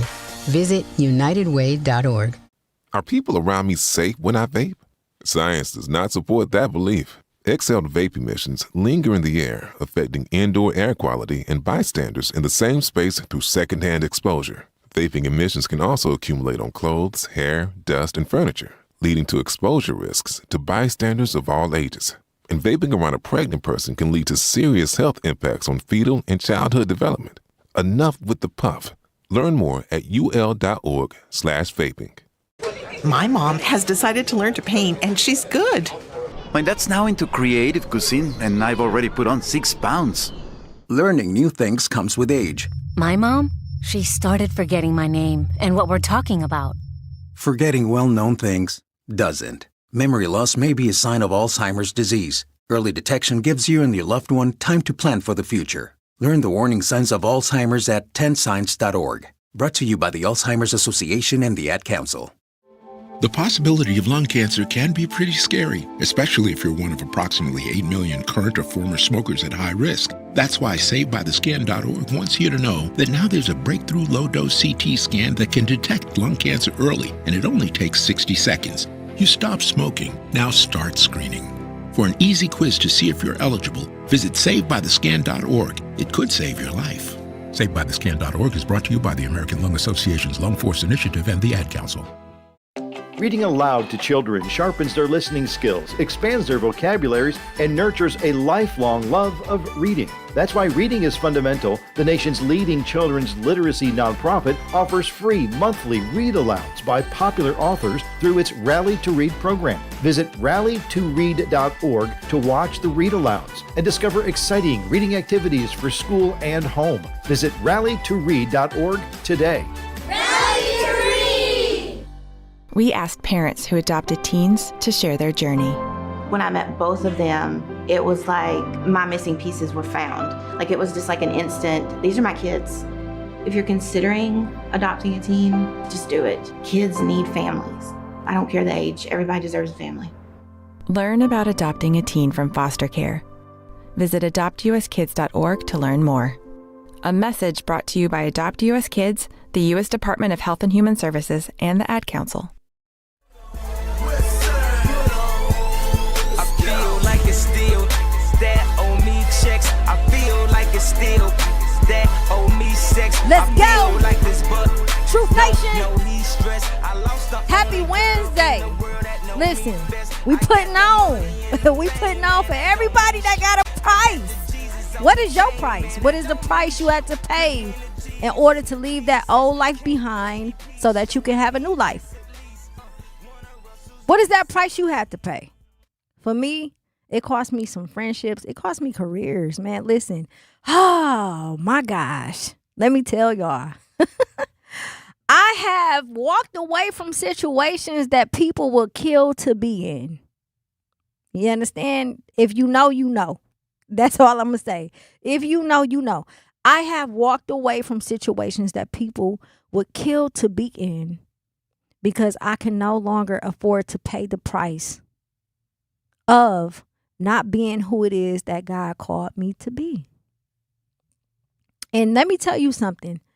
There's no greater pain than assuming you want a certain life around certain people doing a certain thing. Something you've dreamed of your entire life is at your fingertips, at your disposal. And it's everything you could ever imagine. Only to find out that is not and was not supposed to be a part of your new life, right? We are talking about walking away from dreams, walking away from goals, walking away from people you love with every ounce of your soul, right? Sacrifices. Those are the sacrifices and the prices you have to pay in order to leave that old life behind. Shout out to the chat. Madi says, you living in purpose. You don't need no Robin. Keep up the good work. Absolutely. A lot of black people are afraid of change. God don't give us a spirit of fear. God made man ruler over everything. Listen, you cannot, I'm glad you said that. You cannot be afraid. You cannot be, first and foremost, you can't be afraid to want change. You can't be afraid to sit with yourself and address things that you need to. Because again, like one of the callers said, if you don't make these decisions, it can cost you your life. In the physical form or in prison, whatever it is, it can cost you your life, right? The price that you pay in order to become, just sit there and think about everything you've been through. And then here comes somebody from your old life coming up asking you, can we go do this or can we go do that? The next time they do that, man, listen, do you know the price I had to pay to be who I am right now? And you talking about going to do something that's going to throw that all away. Man, you better get on up out my face. Miss me? Quick. I'm trying to tell you. See, I don't even put myself in those environments anymore. I dodge those left and right, like I'm playing dodgeball. I dodge it because a lot of people are not going to understand what that means. And to the youth, right? We have to figure out a way to help them understand that the prices they're paying right now is their life. They are risking it all for nothing. They don't even understand. They're just all in. I'm willing to risk. The price I'm willing to pay is my life. It's putting my life on the line by hopping in and slowly, putting my life on the line by going to get revenge on somebody I got beef with, putting my life on the line. That's the price that they're paying. That is a problem. That is a problem. We have to start displaying and showing why we chose a new life, right? We have to figure out a way to put it on Front Street. Everything that we go through, we're supposed to go through. It makes us who we are. That's a part of life, right? But you have the price you have to pay with your decisions determine the new life that you want. And again, it's okay if no one understands. It's okay if they feel away. All of that is fine. Let them. because they didn't pay the price that you've paid, right? Now I want to hop into something else pertaining to this value. After you've sat with yourself, after you've gone through the discomfort of growth, after you've experienced, rumors and hating and so on, because people just cannot fathom the fact that you have surpassed the limitations they've set on you. When in your life, between the time you decided to leave your old life and head into your new life, when did you realize your value? What was the moment when you say, you know what? I know I deserve more. Not based off of how other people make you feel, but based off of how you make yourself feel, right? When did you know? When did you realize your worth? I am worthy. These go back to the affirmations that I say to myself, to my students. I am worthy. I am enough. I will not quit. I will not give up. When I thought about everything I had been through my entire life, things that I don't even talk about publicly, I just start sharing. Things people know, things people don't know. When I think about one of the reasons why I remain a humble being is because I've been with and I've been without. And at any given time, as quick as it come is as quick as it go. And there's people who so infatuated with the lifestyle that they make it them. They make them that their value. They make materialistic things their value. They make relationships their value because they're empty inside. But when I sit down and think about everything I have been through in my entire life, everything I have, I deserve. Why? Because I've been through something. That means that I'm worth it. It's worth it. I'm worthy. I am worthy enough to have the life that I want because I paid so many prices to get it. It was so many moments where I would question myself like, why do I have this? Or why is this happening to me? A lot of times I have to remind myself to just stay in the moment because I don't even realize all of the greatness around me because I'm just in it. I've trained myself to just you ever felt like I can't get too happy because every time I get too happy, stuff start happening. I can't be too depressed or I can't be too down because then I'll be appreciative of the gifts that God gave me, right? Then I just learned to say, you know what? I'm worthy. I'm going to accept whatever I have. I'm going to accept whatever I don't have because I know my value and I know that I deserve it. And for me, I don't know the exact moment, but what I will tell you is a lot of the times when I sit with myself, it's never in the moment of me receiving accolades. It's never in the moment of me receiving praise. It's never in the moment of me receiving great news. It's never in the moment of me just at the top of my game. It's always when I'm at the bottom. I'm not talking just financially or anything like that. But whenever I feel like I'm not doing enough for God and my purpose and my calling, whenever I'm going through trials and tribulations, whenever there's things, I'm being attacked constantly. That's when I know my worth the most. That's when I know who I am. That's when I know I'm a big dog. I'm a dog for sure, but I'm a big dog. That's when I know my value. All of these things are happening because of the greatness that resides inside of me. And that is the playbook for life. That is the playbook. We keep thinking that we're supposed to celebrate at the top. No, man, thank you. Thank you, God, for my trials and tribulations. Keep chastising me.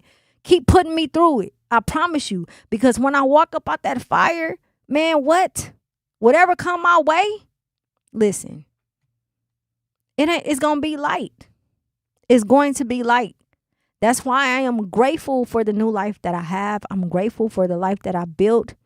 And I'm grateful for the things I've been through because it taught me what worth is. It taught me what my value is. It taught me how to appreciate myself. I think a lot of times we get so wrapped up in expecting compliments and allowing what other people say and do to dictate how we feel. And then we use that as measurements to determine what our worth and value is. And I know you hear it all the time, but when you sit back and think about it, it's the truth. Think about it. If somebody you love says something you don't want to hear, it hurt your feelings, now you questioning everything, including yourself. If you didn't get the job you wanted, now you questioning whether or not you're good enough. If somebody cheat on you, now you wondering what. Like, stop allowing other people's actions to dictate your worth and value. You have to be worthy before that opportunity shows up. You have to be worthy before that person shows up in your life. You have to be worthy. You have to understand that you are worthy of it before it even gets to you. Whatever that looks like for you, let it be. Let it happen.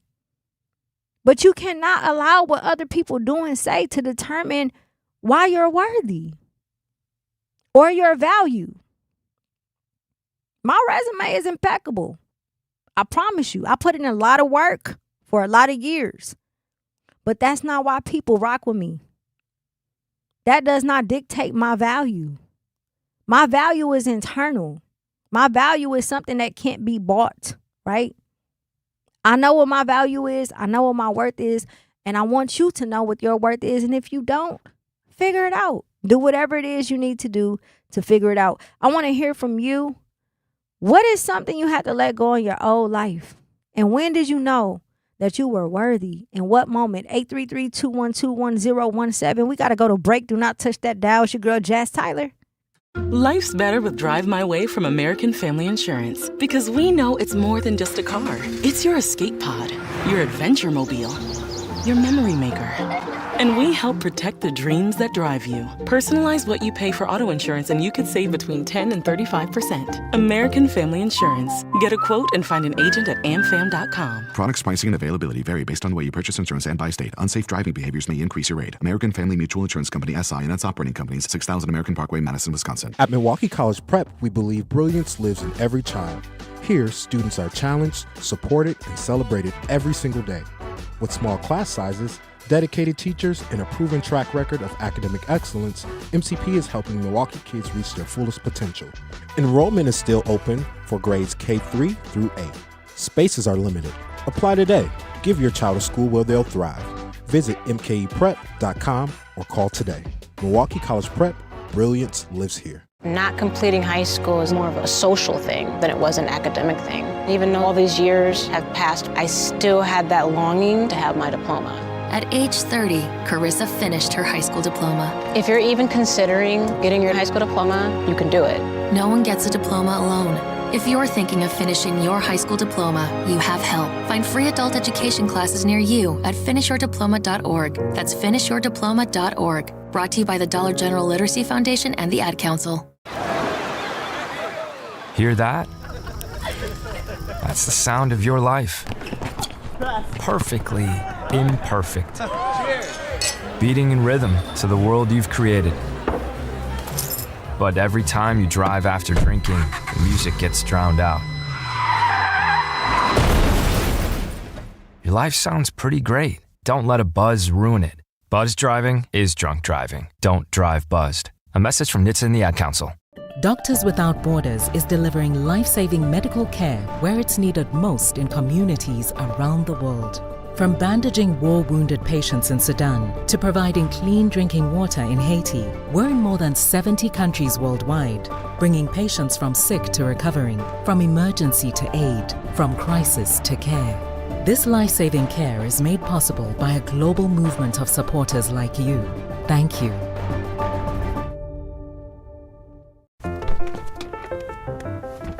Mommy, can I sit in the front seat just this one time? Please, please, please.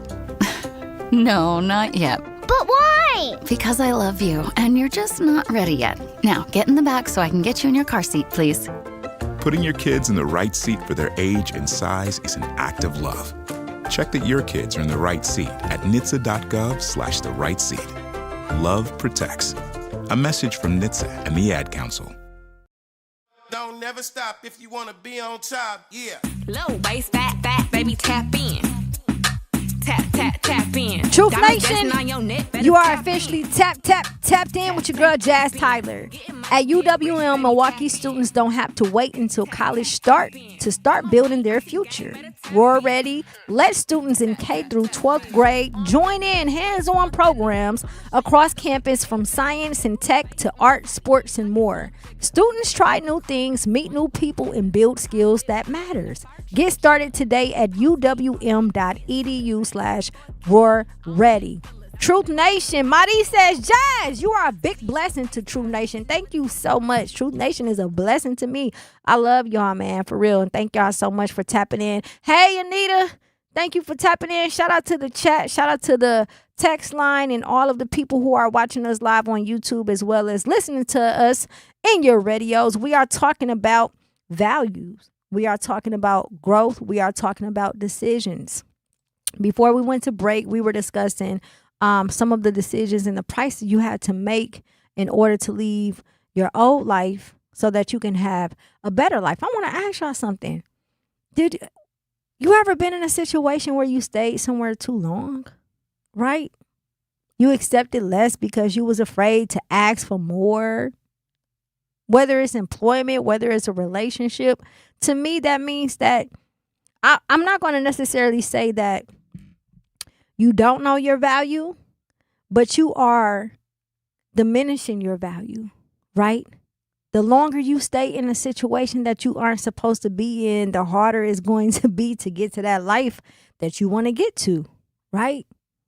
You have to make those sacrifices. You have to put yourself first.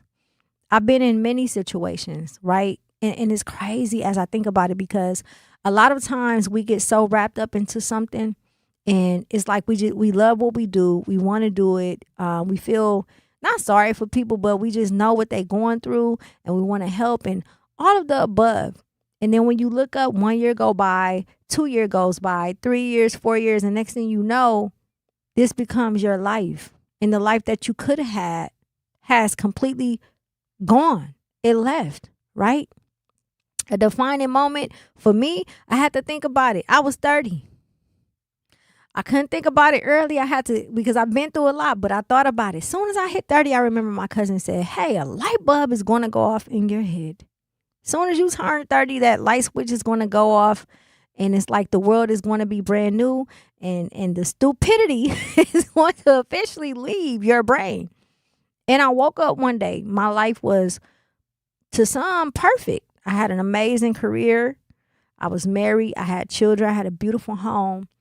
And I decided to walk away from that job, from that marriage.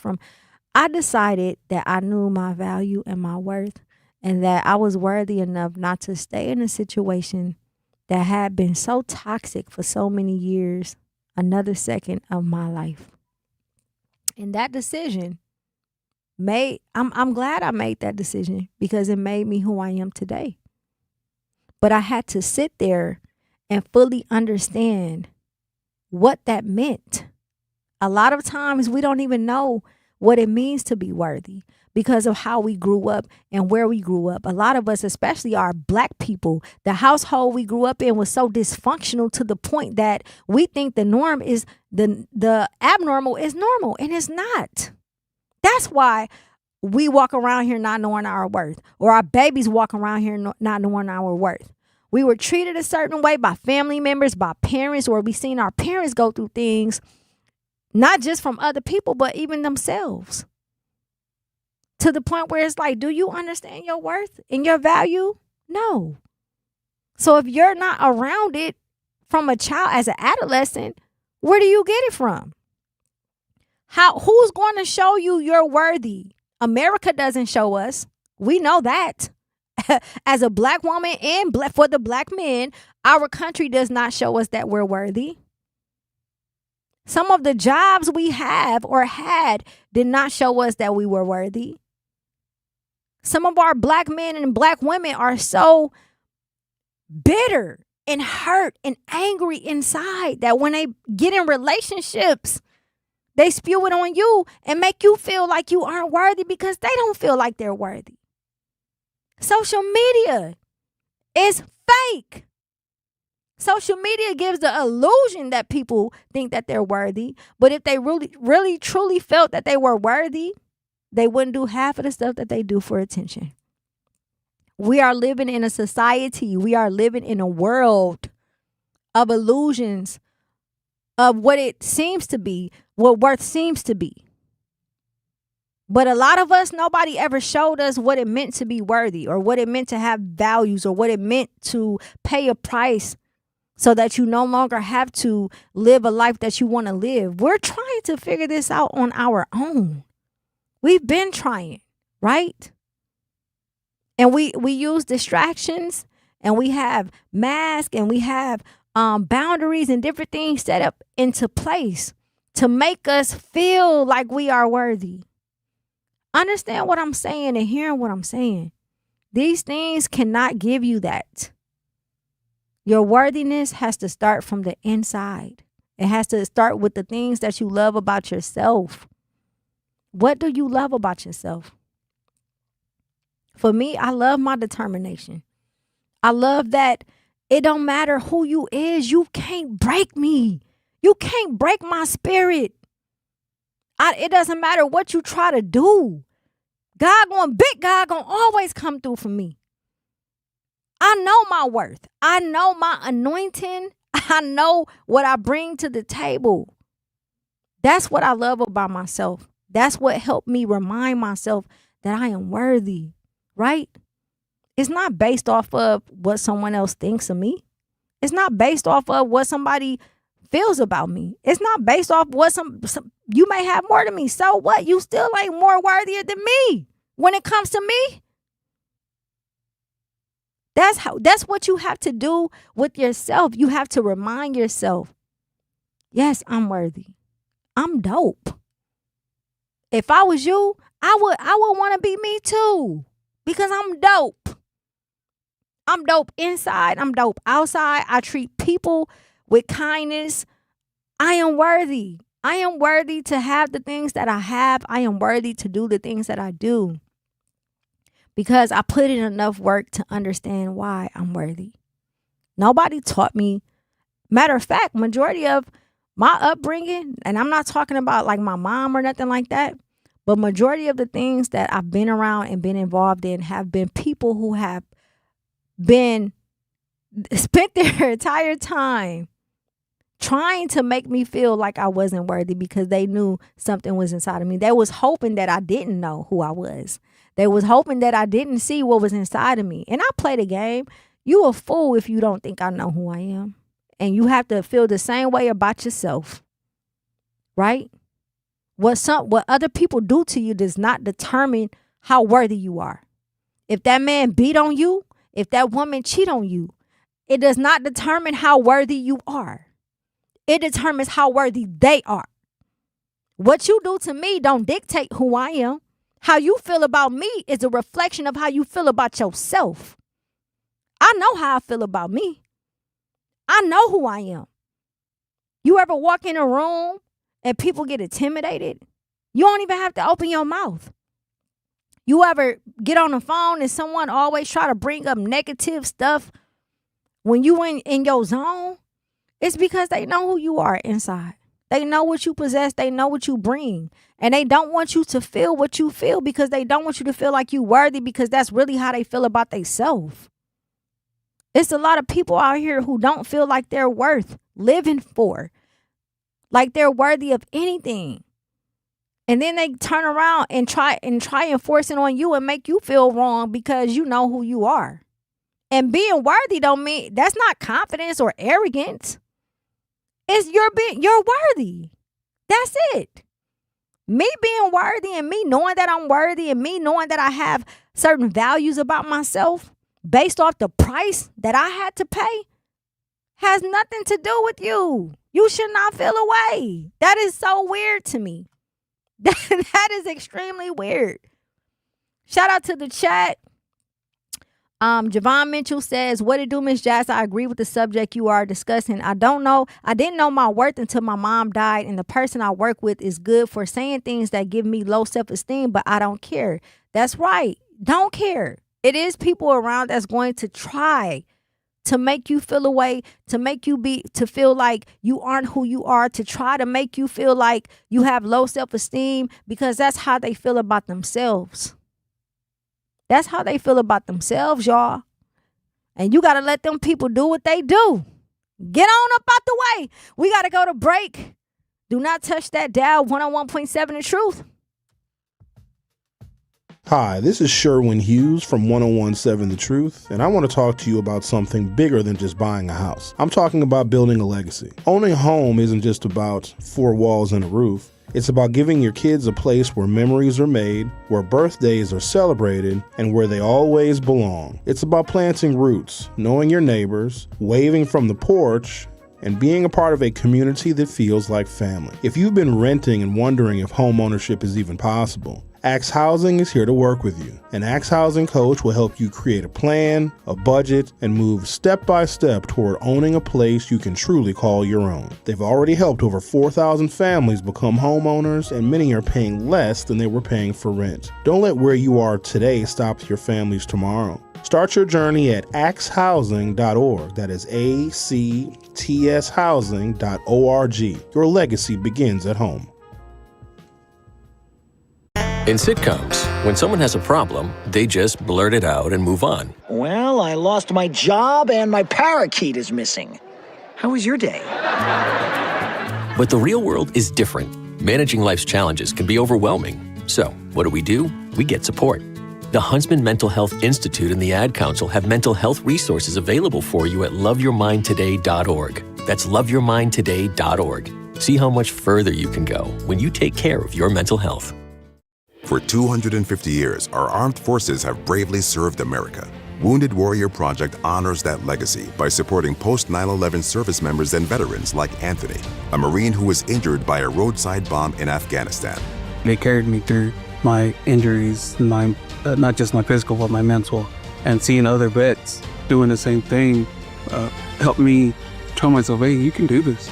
Join us in honoring warriors at woundedwarriorproject.org/America.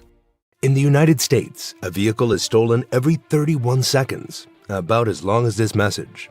Luckily, you can take a few easy steps to protect your car in the same amount of time. Remove your valuables, roll up your windows, don't leave your car running unattended, lock your doors, and take your keys or fob. If you have information about a crime, call the police. If you suspect insurance fraud, also call 800-TEL-NICB. A public service message from the National Insurance Crime Bureau. You're listening to Milwaukee Black Talk on 101.7 FM. The Truth. And 1510 AM. W269DL. Milwaukee. A Milwaukee Black Media Company.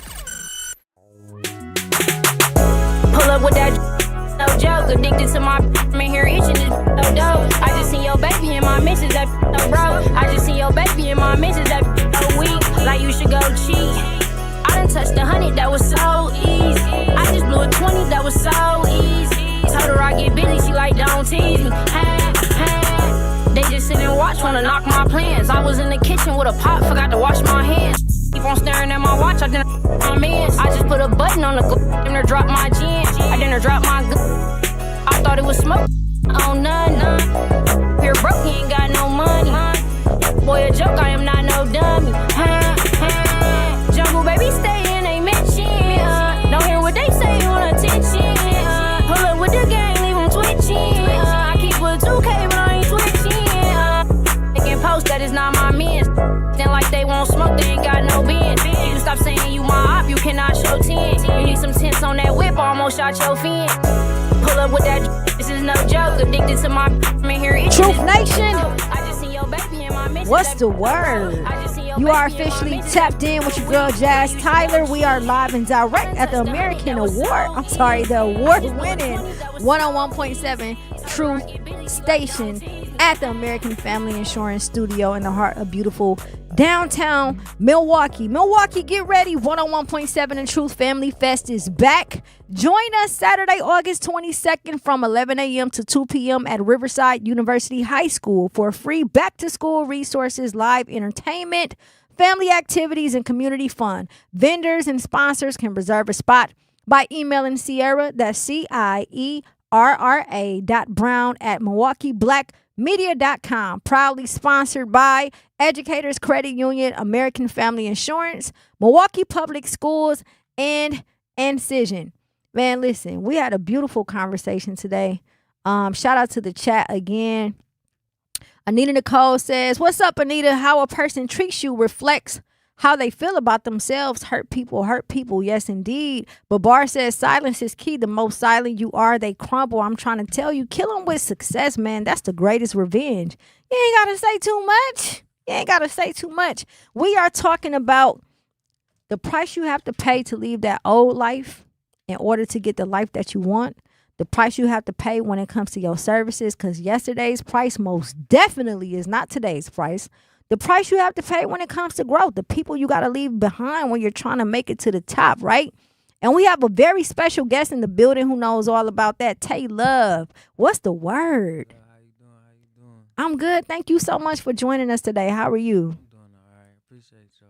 Absolutely. So before we get into it, we are going to have this conversation with you. But for the people who don't know, I just want you to give a little bit of background about who you are, where you come from, and how you got into the music industry.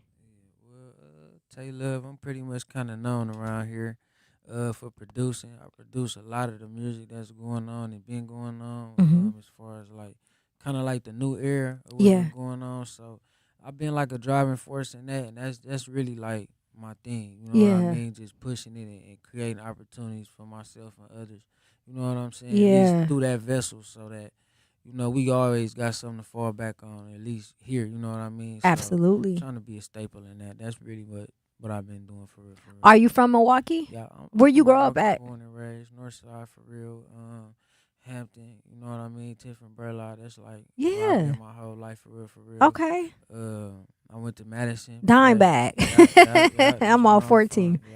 So I went to Madison, went and played football in college, you know what I mean? And then I came back and just really dove into the music after that though. Like I was doing it while I was playing football and in groups, so it was kind of like a no-brainer for me. Yeah, so let's get into it, because that's a part of growth, right? Coming from the north side of Milwaukee, I'm from 14th and Burleigh, so I know all about 10th and Burleigh, the whole area, right? Leaving that area and then making the decision to do what you need to do in high school so that you can go to play ball in college. What decisions did you have to make in order to create the new life that you wanted? Really just knowing that you gotta have like some real integrity. So like how you is in one place, you gotta be in another. You know what I'm saying? So you can save face and be able to have that grace of just you being yourself. You know what I'm saying? Absolutely. And that's kind of where I always been able to fall in. Like I've been able to be around any crowd or whatever was going on, but at the same time I had an initiative of what I was gonna do. You know what I mean? Like I don't really think I was really influenced by nothing. Like if I did something, it was a decision. You know what I mean? But you don't always be right with everything. So with trial and error and stuff like that, you just learn how to focus for real. And I think that's what it was for me, like having a good support system. Yeah. And just having something to lose for real. I don't think a lot of people do. So when you do got something to lose, like you learn how to kind of move and you want to keep it. Like don't nobody like losing nothing that they love, or you know what I'm saying? So, Absolutely. I was just speaking about that. It's difficult to, when you're trying to pivot from where you come from and you're trying to make something out of yourself, especially when those around you aren't used to seeing that. A lot of times people will make you feel away because they set limitations for you, right? They feel like, how dare you become something other than what I thought you would be.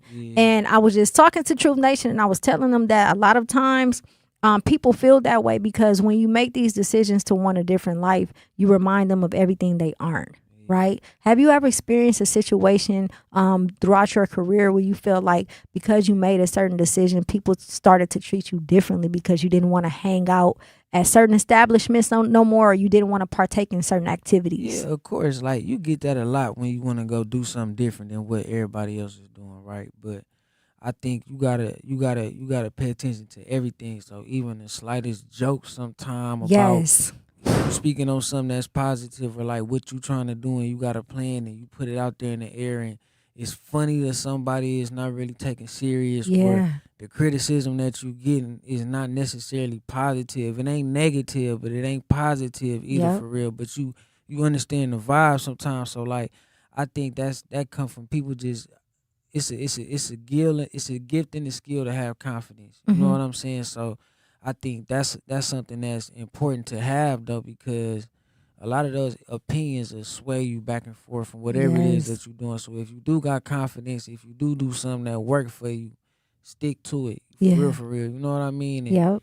that's kind of the best way I deal with those experiences. You know what I'm saying? Like, cause a lot of that stuff don't feel good. You Yeah. probably ain't gonna say it when you hear it or whatever the case is, but you'll think about it. You know what I Yep. mean? So I just really feel like I know the best decision for myself, and I think that's like important. You know what I'm saying? Yes. Decision making for real. Absolutely. So, what are some decisions you've made that separated you from your peers? We know you've done a lot when it comes to the music in the city. You've done a lot just in your life in general. What decisions have you made to get you to that point to say, you know what, I don't want this life no more. I want this life. You go through a lot of stuff though. Like, you had little close calls and things of that nature where, you know, like, God will speak to you through something else. You get what I'm saying? So Yeah. if you're not paying attention to it, then you're gonna keep going through those things. You know what I mean? You're gonna Yes. keep getting hard headed. And I really feel like I always have paid attention to certain stuff that happened, close calls, whether I was doing something wrong or not. You know Yeah. what I mean? Like, wake up calls always kept me focused for real. You get what I'm saying? So I, more than anything, I just stay positive and I stay working. Like, I can work with anybody around here. You know what I Yes. mean? It don't matter what nobody got going on. Yeah. They know the initiative I'm pushing for real. And if you come next to me and we doing this business, this music, or whatever the case is, I'm pretty much assisting you. You know what I Yeah. mean? I'm a vessel to success. That's kind of like what I want to be. So I feel like that's something that I done kind of separated myself from. You know what I mean? Like, Yep. having a good reputation, like everything check out with me. Yeah. You hear about me, you know it's good business, and it make you comfortable to want to come and do it with me. Like, that's important to me. You know what I'm Yes. saying? Absolutely. Yeah. Absolutely. So take us to the beginning of your journey about how you grew up. What were some of the core values and principles instilled in you so that you, to the point where you becoming who you are today? Growing up here, my mama from Mississippi, so I spent a lot of time down there too, though, like a lot of time. So Yeah. I think a lot of like my values and how I treat people and how I deal with people and handle situations is very more so like on the calm side. You know what Yeah. I mean? I think I get that from them, like a lot of discernment in certain situations. I can tell Yes. what's going on and I just understand how to move. And I think that, and having playing sports the way I did, like a lot of us play sports, but when you go to college, it's a whole different ball game. Like, Yeah. the way my life is structured today, getting up early, going to work out, get the kids dressed, taking them to school, go to work, get back. All of that come from The being able discipline to, in college, going to yeah. play football and being able to see that through, though. Like, really going for 4 years and finishing. Yeah. And coming back and kind of doing the same thing. You know what I mean? So I've been working in the community for a minute too, though, alongside like doing music. Like, I've been working at an alternative school, a high school, for about a couple of years, about 7, 8 years, and Yeah. that been important to me too, though. You know what I'm saying? Yeah. Because they be knowing what I got going on. I don't necessarily talk about it to them, but people watch you though. You know what I Mhm. mean? They watch how I move. They watch how I operate in there. So I'm able to do what I do the way I do it because, like I said, like I'm the same everywhere I go. You Yeah. understand? What you may see here may not be for you, but Yep. my message gonna be the same, and I'm gonna be able to touch different age groups and different people in a certain type of way to where, you know, I could keep the mystique about myself. You know what I'm saying? Absolutely. That's what I want to do though, because I think what we got going on gonna be going on for a long time around here. But I want to be in the middle of it though. Yeah. You know what I mean? Yeah. So that's like a goal of mine. Yeah. So when you were talking about going to college, you finished college, which is super dope as well, and playing sports in college. How difficult was it to leave the college life and still carry those same principles over into your new life, your everyday life? Because sometimes, you know, college can be fun. You know, it's parties, it's girls, it's all kind of stuff. And then once you graduate, real life hits, adulthood hits, fatherhood hits. So how do you keep that same discipline and that same structure in your new life? I had success with music before I left school though. So like I kind of had something to focus on. You know what I mean? Like, I didn't get out of school and go right to work. Got I you. took a couple years and just did what I was doing. Like, I was in Mech studio every day. I go to TK studio every day. I go to 4-5 different studios every single day and just work. You get what I'm saying? And I was able to feed myself like that, like pretty comfortably, and I was able to do what I wanted to do. You get what I'm saying? So, but I don't think if I had the same success before I came back home, I don't know if I would have been able to be as focused. You know what I'm saying? But that's, you know, I be feeling lucky sometimes because everybody don't be able to be successful at something. Like a lot of creative ideas people have, they don't be able to put out there to the masses and get a response. So the fact that I did, I kind of already knew what it was for me to, you know what I mean, to come kind of dive into. Do you think that a lot of us have to leave the city in order to have those things instilled in us? Like, is it a distraction? Is it a distraction to be here while trying to be successful and create discipline so that you can live the life that you want?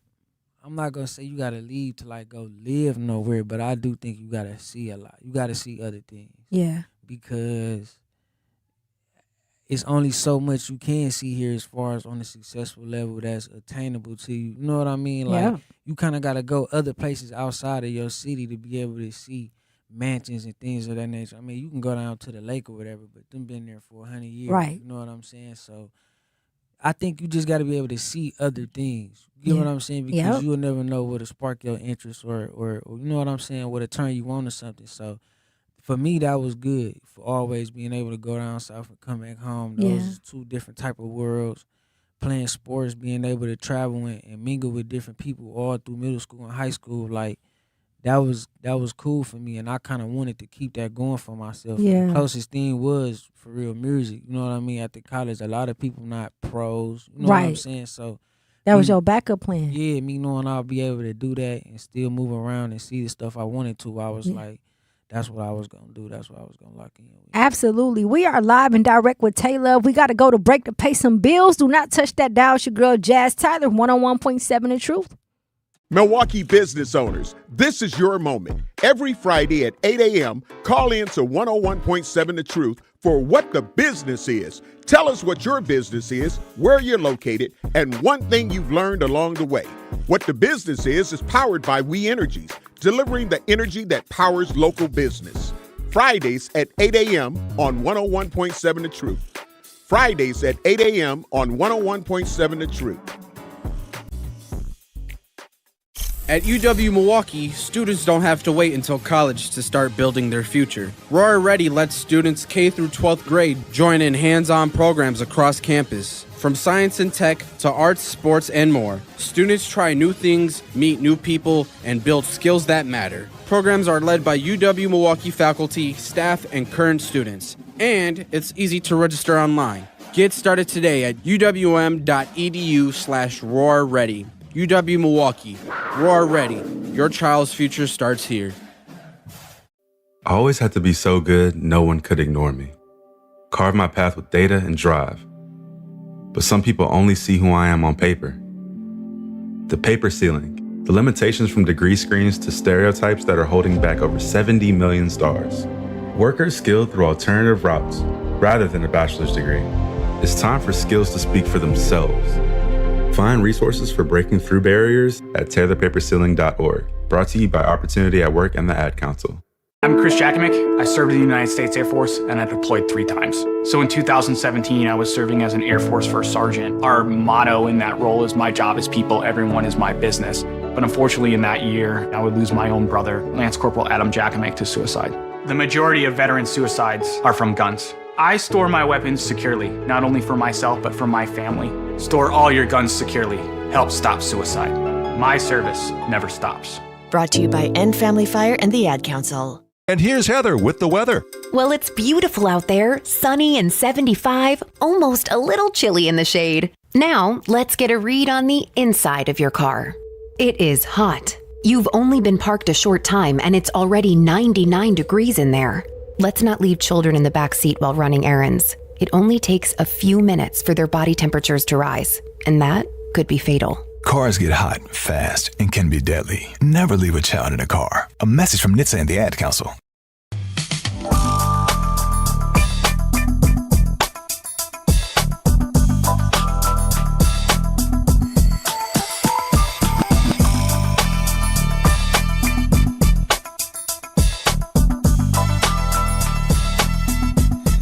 Truth Nation.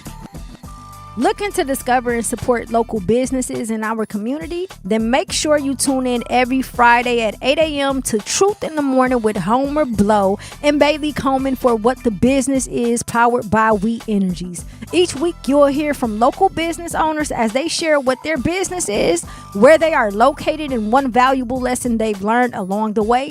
We Energies is proud to help power local businesses in the communities we serve. Don't miss What the Business Is every Friday at 8 a.m. only on Truth in the Morning with Homer Blow and Bailey Coleman. Powered by We Energies, delivering the energy that powers local businesses. Truth Nation, what's the word? We got a special guest in the building, Tay Love. Listen, Yo. man, we are talking about yesterday's price is not today's price. And black people. Price is not today's price. It's not. Listen, black people, Truth Nation, I need y'all to understand something. Stop going and asking our people, black people in particular, for discounts for the things that they provide, right? Do you get that often? Like, hey, can I give you this much for a beat? Or, let me hit you back on the back end. You do. Yeah, see, but personally, I explain to a person, like, in certain situations, the price you getting is the price you getting for a reason. So I'm going to explain that to you and understand why it's mandatory. You should pay that. Yeah. So if I'm paying you this price, understand I probably gave you this price for a reason, not because I'm trying to get over for you. You know what I mean?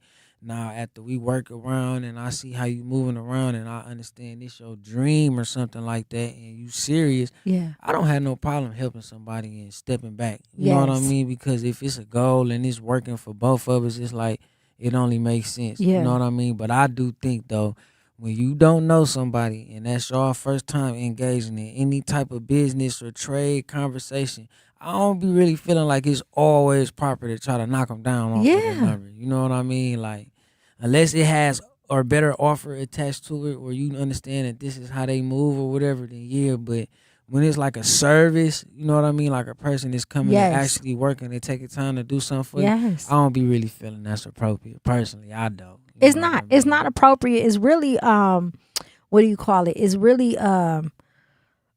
disrespectful to me. It's disrespectful because you are basically assuming that what I bring to the table isn't worth the price that I'm putting on, right? It's going back to value.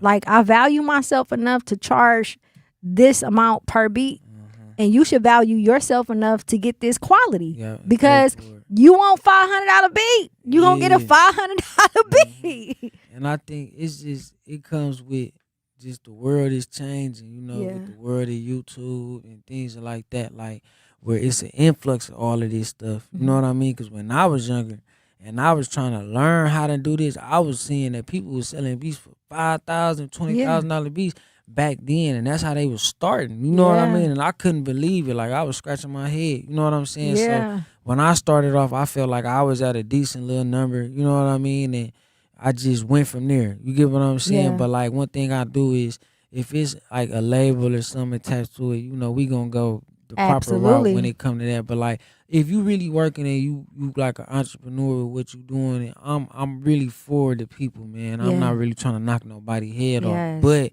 I feel like that should be understood. If you understand, like, my campaign period, like, so if I say something, it should just be respected. You know what I mean? Because it might come with a whole bunch more than what you get, and we might end up talking for 2-3 hours. Yes, and you learn something to go do as well as you got. It's the experience, the product and all of that. So it's the experience, absolutely. And I appreciate that too, because I'm that type of person. Like, when I go to places, whether it's anywhere I spend my money, if it's restaurants, if I'm buying something, it's the experience. It's the overall experience that's going to want to make me pay for the services, right?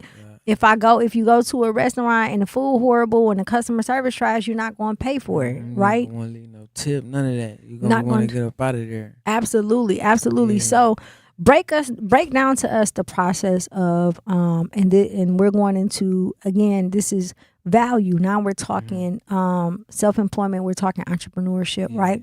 When you charge a certain amount, what goes into that? Meaning, like, not just the time that you have to make it, but what full picture, what goes into it to where you say, this is how I determine why I charge this much?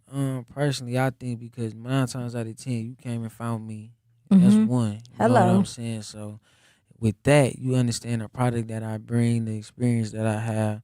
You looking for something that you probably can't even put your finger on it. And you gonna expect me to grab it out the air, Yes, and push it into this computer out the speakers, and for you to get into the microphone, and now you got to hit. You know Yeah. what I'm saying? Like that sound like magic almost. Yes. You feel what I'm Yep. saying? So I be feeling like that alone. You know what I mean? And personally, I be asking for people to come around me so that I might sit around you for 30 or 45 minutes and I don't touch nothing. We just for real talk and chill, and then I'll be able to do something that Yeah. I could do that. You Yeah. know what I'm saying? And I feel like that's what I really be charging for. And, you know, if I like it, I'm going to just come with a whole bunch of advice. I might give you a video idea. I might give you an Instagram reel idea. Yeah. I might send you to a videographer. I might see you. You know what I'm saying? Like, it come with all of that for real. You know, you might want to feature from some of the people that I work with or whatever the case is. So I feel like that's important. You know what I'm saying? Because when I reach out to artists for whatever it is that they doing, if they doing shows, if they doing features, whatever, I'm telling the other person the exact number that you told me. Yeah. I ain't putting $1 on it. I'm not telling them I was finna get no deal or none of that. You know what I'm saying? And I feel like it should be respected like that, and it can facilitate like that. Absolutely. And to your point, right? It's basically consulting. Yeah, That's pretty what I do much, for a pretty living, much. right? Yeah, You sitting there, you're getting paid for your thoughts, because not everybody can think. When you're a creator, not everybody can think the way that we do. Yeah. So again, to your point, you're coming with me with no idea whatsoever. You want me to get it create it from scratch. And you want me to make it so good to where you can potentially take off, right? Then I'm already taking the risk of doing it, not knowing if you're going to pay me back what I need to on the back end if it do take off. Drop it or none of that. Exactly. Exactly. So all of that plays a part. Some of the best, to your point, some of the best experiences I've had has been in situations like that, right? I remember sitting in the studio when I was doing music back in the day, sitting in the studio with Zech. I would go in and he'd be like, just go down there and rap, right? Nothing else, not no hate, no higher, nothing like the first few interactions. Just go in the booth, it's a beat playing, go rap. And I'm like, dang, I'm a very like non-transactional person. So that was weird for me. But it was a test. It was a test, to your point, to see, A, is you worthy enough to even get on my beats? If I do, you know what I'm saying? Do I like it? And if so, I'll pour into it. And then after that, the relationship built, and then you start pouring. So do you find yourself in situations with not just artists from Milwaukee, but I'm speaking specifically about Milwaukee because I want the people here to have a different mind frame. Do you find yourself in situations where you feel like people don't respect your price? I be feeling like I'm past that. I ain't gonna lie to you. At one point in time, I did, but I think at that time it was like a real life. The market was it just was a lot of us around. You know what I'm saying? So you would get a person that be like, such and such charge me this, or such and such charge me that, and be like, okay, cool. You know what I mean? But I do feel like just my character and how I be carrying a lot of people, when I end up really kind of sometimes doing more than what you pay for it afterwards. I might remix the song for you, or you know what I'm saying? Just stuff that I do. I don't really go through that for real no more. But I think the reputation come with that though. Like, I don't think it'll be that way if I didn't have, you know, reviews about me, or you weren't able to go ask and see what was to me for people to be able to respect my game like that. You know what I'm saying? So I think that's the most important thing about it. So no, not no more at one point in time, but not for real no more. How do you keep your worth in a oversaturated industry? I'm not on YouTube with my beats for real. Let's go. I teach music during the day at Howard Fuller, and I get so tired of recording the youth, and they be on YouTube, and I'm like, we can't do nothing with this. At one point in time, I tried, right, and I just couldn't get into the idea of putting such and such type beat on something that I ain't thinking about this person at all. You know what I mean? And anybody could come and get this. Yes. I don't really feel like I would be what I am if I just did 10 years of YouTube. You know what I'm saying? That's right. Like, I really feel like having something that's a commodity where you have to talk to me. You know what I mean? You gotta get my number in order to get this for real. Like, I just find that to be important. You know what I'm saying? But if you look at any type of product, that everybody value is the same way. Yeah. You know what I mean? With us, we don't treat Gucci, we don't treat Louis like that. We know we gotta go there to get that. That's and if right. you really feel like you somebody, you gonna go there and get that and spend your money with them and show it off and let them know that's where you went. Yes. I feel like I'm gonna do that with my product. You know what I'm saying? I'm not gonna just put it everywhere and anything can happen. You know what I'm saying? Because I want this stuff to be around forever. Like, you get what I'm saying? So I do want to kind of micromanage where it's going and what's going on with it. Yeah, absolutely. It sounds to me, it sounds like, and I did hear you mention earlier that you are, in the community heavy. Mm-hmm. So your process is similar to my process, to Mech's process, where it's like it's purposeful. It's purpose driven, not activity driven. You're being fruitful. Mm-hmm. You have to have that interaction because something else may come from. It can start out as someone coming to do business, and it can end a life-changing type of situation. You never know what type of door to open. You know what I'm saying?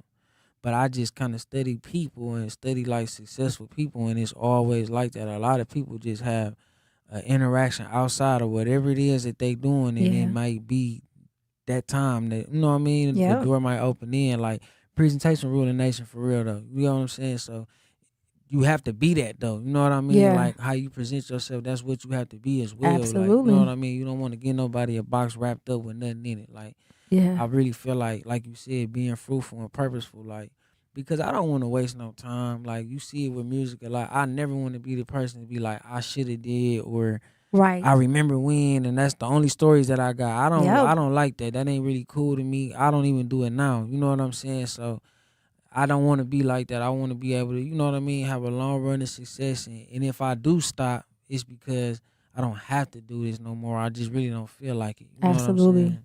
Absolutely. We got Tay Love in the building. Truth Nation, do not touch that dial. We got to go to break to pay some bills. Your girl, Jazz Tyler, 101.7 The Truth. Babes, what are you doing?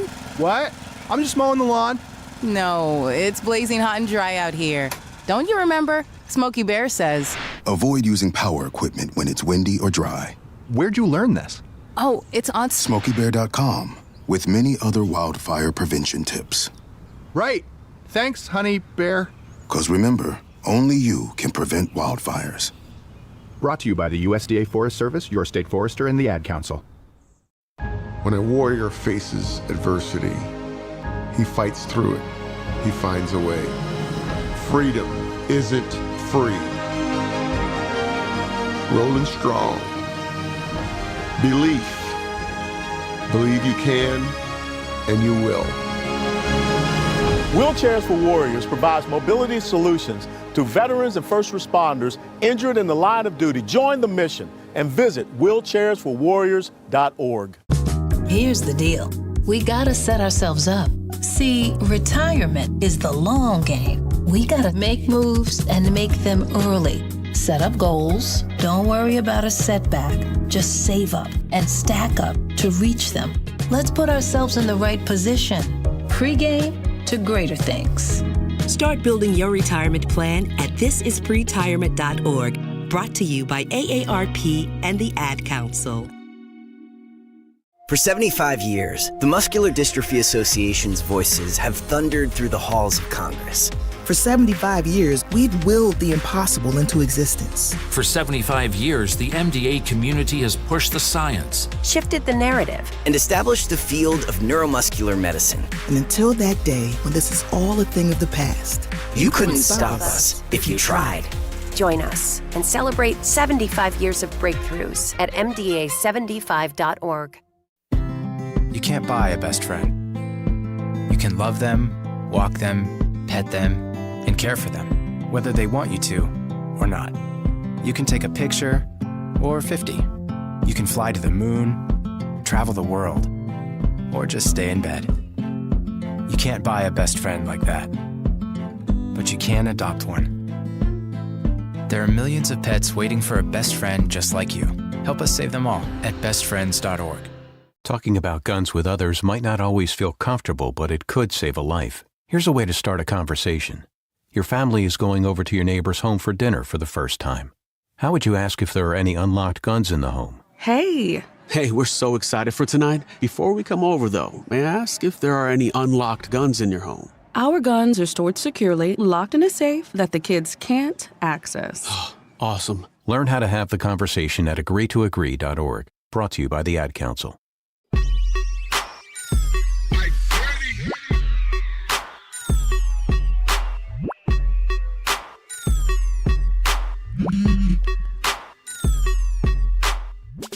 .7 The Truth. It's your girl Jazz Tyler. We are live and direct.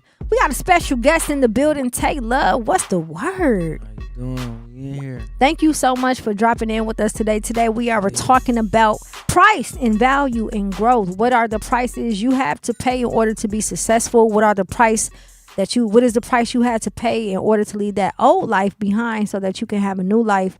Let's talk about the price of independence, because we know, I was talking about it earlier, a lot of people, they bought and paid for.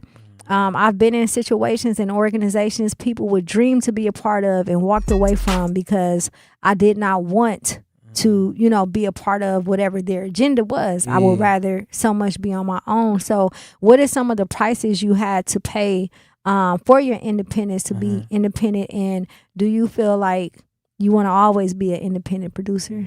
I think just taking a slower route for real. Like, I never really clinged on to other people's movement as if it was mine, even though like it might have been all my work. You get what I'm saying? I just looked at it like another part of my catalog, and I want to keep building to where I could get something big for myself. You know what I mean? Like, not really. I don't really feel like it's a selfish thing. It's just I think you know what you want. You get what I'm saying? Absolutely. So that's for me. For the most part, it's just like that's kind of what it is. Just taking a slower route with things, just knowing that it might take a little bit more time, and just having faith in that. Yep. That's kind of just what I do for real. You know what I mean? Because I think it's more righteous that way.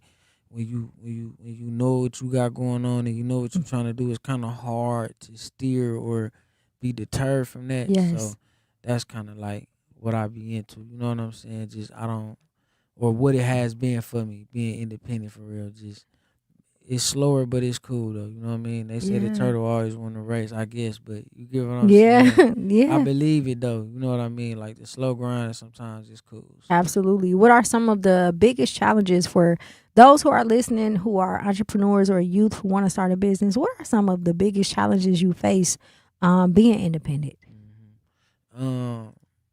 Like with any business, you had the moments where it's cracking and then it's not. So I think like when it comes to music, I was able to see that like I might have 3 weeks that just it's going great, and then 2 weeks where it ain't nothing happened with the phone ain't ringing. Like I've got people call the phone and see if it's on or not. Like it'll discourage you a little bit. Or if you sending out 100 beats and ain't nobody saying nothing, it'll discourage you. You get what I'm saying? Like, but I never like I don't know. I just never really felt bad or was sad. Like.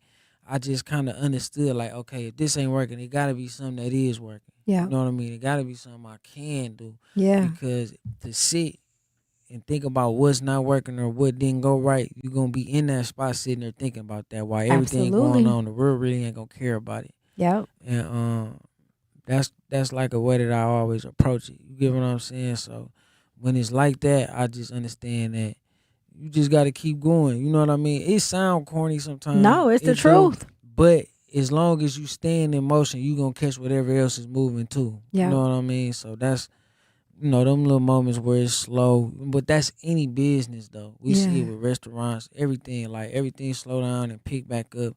You just got to be able to be creative, though. You know what I mean? So, like, I reach out to people. Like, if I like what you're doing, I don't even, like, if I say something to you, I don't want no money for it. You get what I'm saying? Like, that might be the only thing we do. You know what I mean? And I've been lately kind of understanding the power, like, in the sense of who I am or, like, the influence of what it is. So I reach out a little bit more. Yeah. I might reach out and not try to send you no beat. I might reach out and say something to you. Yeah. You get what I'm saying? And 2-3 weeks later, look up, you need somewhere to record or something like that. You know what I mean? So that's just kind of how I move. You know what I'm saying? If it's slowing down, it's nothing to go promote. Go to try to figure out a different way to market what you're doing. And, get another 2-3 weeks of doing that, and you might have a 2-month run, a 3-4 month run, or whatever it is. You selling stocks or whatever, like, just keep hustling, keep grinding. Like, it worked for everybody. We see it work Yep. for everybody. So, I mean, I don't think that's like the only formula we know in the world that has yet to be proven to not work. So, Absolutely. yeah, I'm going to keep working. Absolutely. So you say you have children, right? Mhm. So as far as independence, how important to you is it to be independent as it pertains to your legacy? I think that's everything, because whatever the narrative is, it should only be about you. Yeah. Now, if if you're running with this and you're running with that, and you're not really necessarily standing up for yourself or branding yourself, I'm gonna say, because we speaking like business or whatever. If you're not branding yourself, it's gonna be easy to place you in any other type of box. Yes. So, like, I started off with Slap House Records. I started off like with that with Mech. He was the first person to hear my idea. You know what I mean? I went from that to, I just started buying merch, clothes. I got into using graphic design software.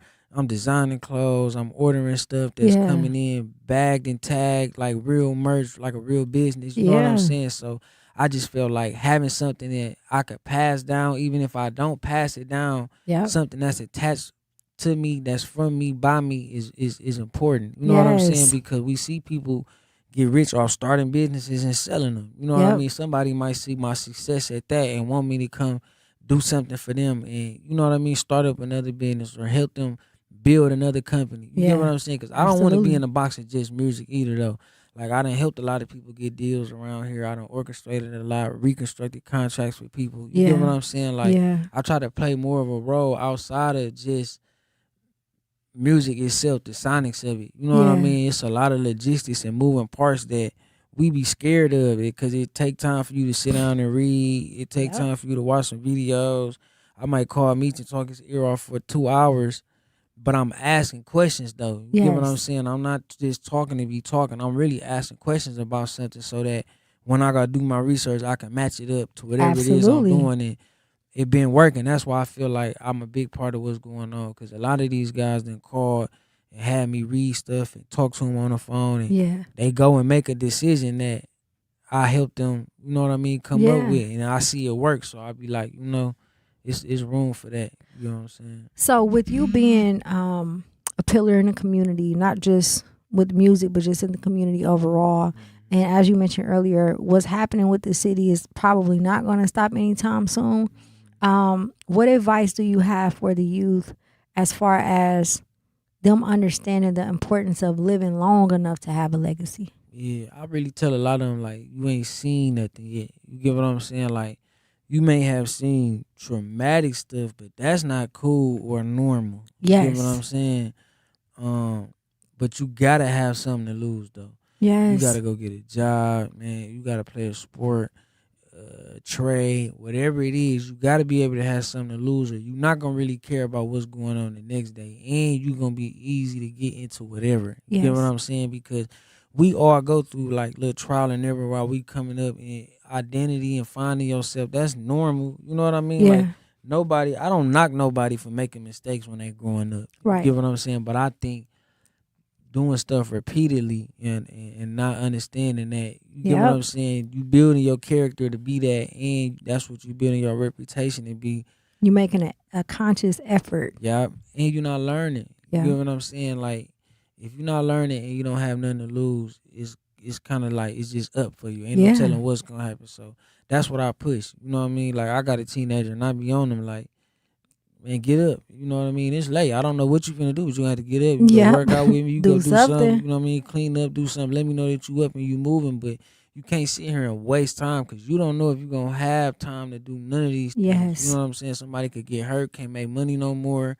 You know what I mean? Anything can happen in the world that it change your life. So I don't really be feeling like wasting time and not having no plan is cool. I don't care how old you is. I think 11, 12, you should start having things to explore yourself with. You know what I mean? So that's kind of what I push, though, man. You gotta have something to lose, and you gotta have something to be into and look forward to be successful. Absolutely. As someone who is a prominent figure in Milwaukee, do you feel like you have a responsibility to assist the youth with guiding them in the right direction? Yeah, I believe from afar and when you close. But, we do what we do. We make music. You know what I mean? It is what it is. But I think when you have real interactions with them, it gotta be fruitful though. Yes. You get what I'm saying? Like, I'ma look out for the little dude at the store. You know what I mean? Yeah. Nah, if I get to seeing you every day, I'm gonna start asking you questions and diving into what you got going on. Yep. You get what I'm saying? Like, I ain't just gonna keep giving you $1 every day. Yeah. Or whatever the case is. Or if I done seen certain teenagers, the little young dudes and passing it, it's almost like that's enough now. But now when I see you though, you get what I'm saying? I'm gonna stop. I'm gonna ask you something. You know what I mean? I ain't really finna aid in the bed you doing nothing that no grown-ups doing. That's you get right. what I'm saying? And I think that's like what we gotta get back to though. You get what I'm saying? Because when they be able to sit at the table with us, like we couldn't sit at the table and listen to our mama Come on talk, now. or join a conversation or go repeat anything that they said. Yes. You get what I'm saying?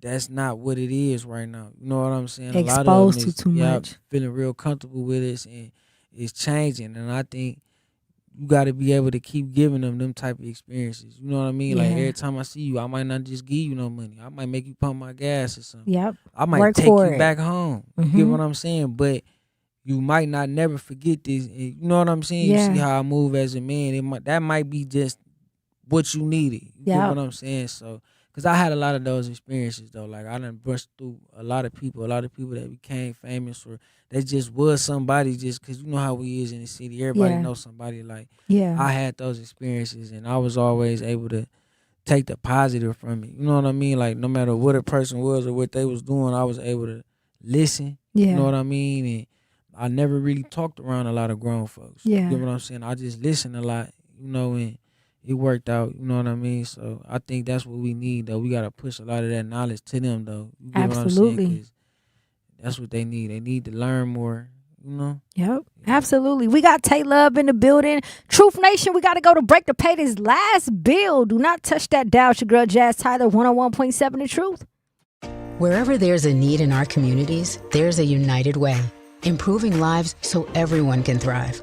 Where more people can gain access to healthcare and nutritious food for their tables. Where more community members can benefit from financial education and get connected to local resources for housing support. And where children are given more chances to reach their full potential. Community is where we find our strength and where we share our hope. United is the way. Visit unitedway.org.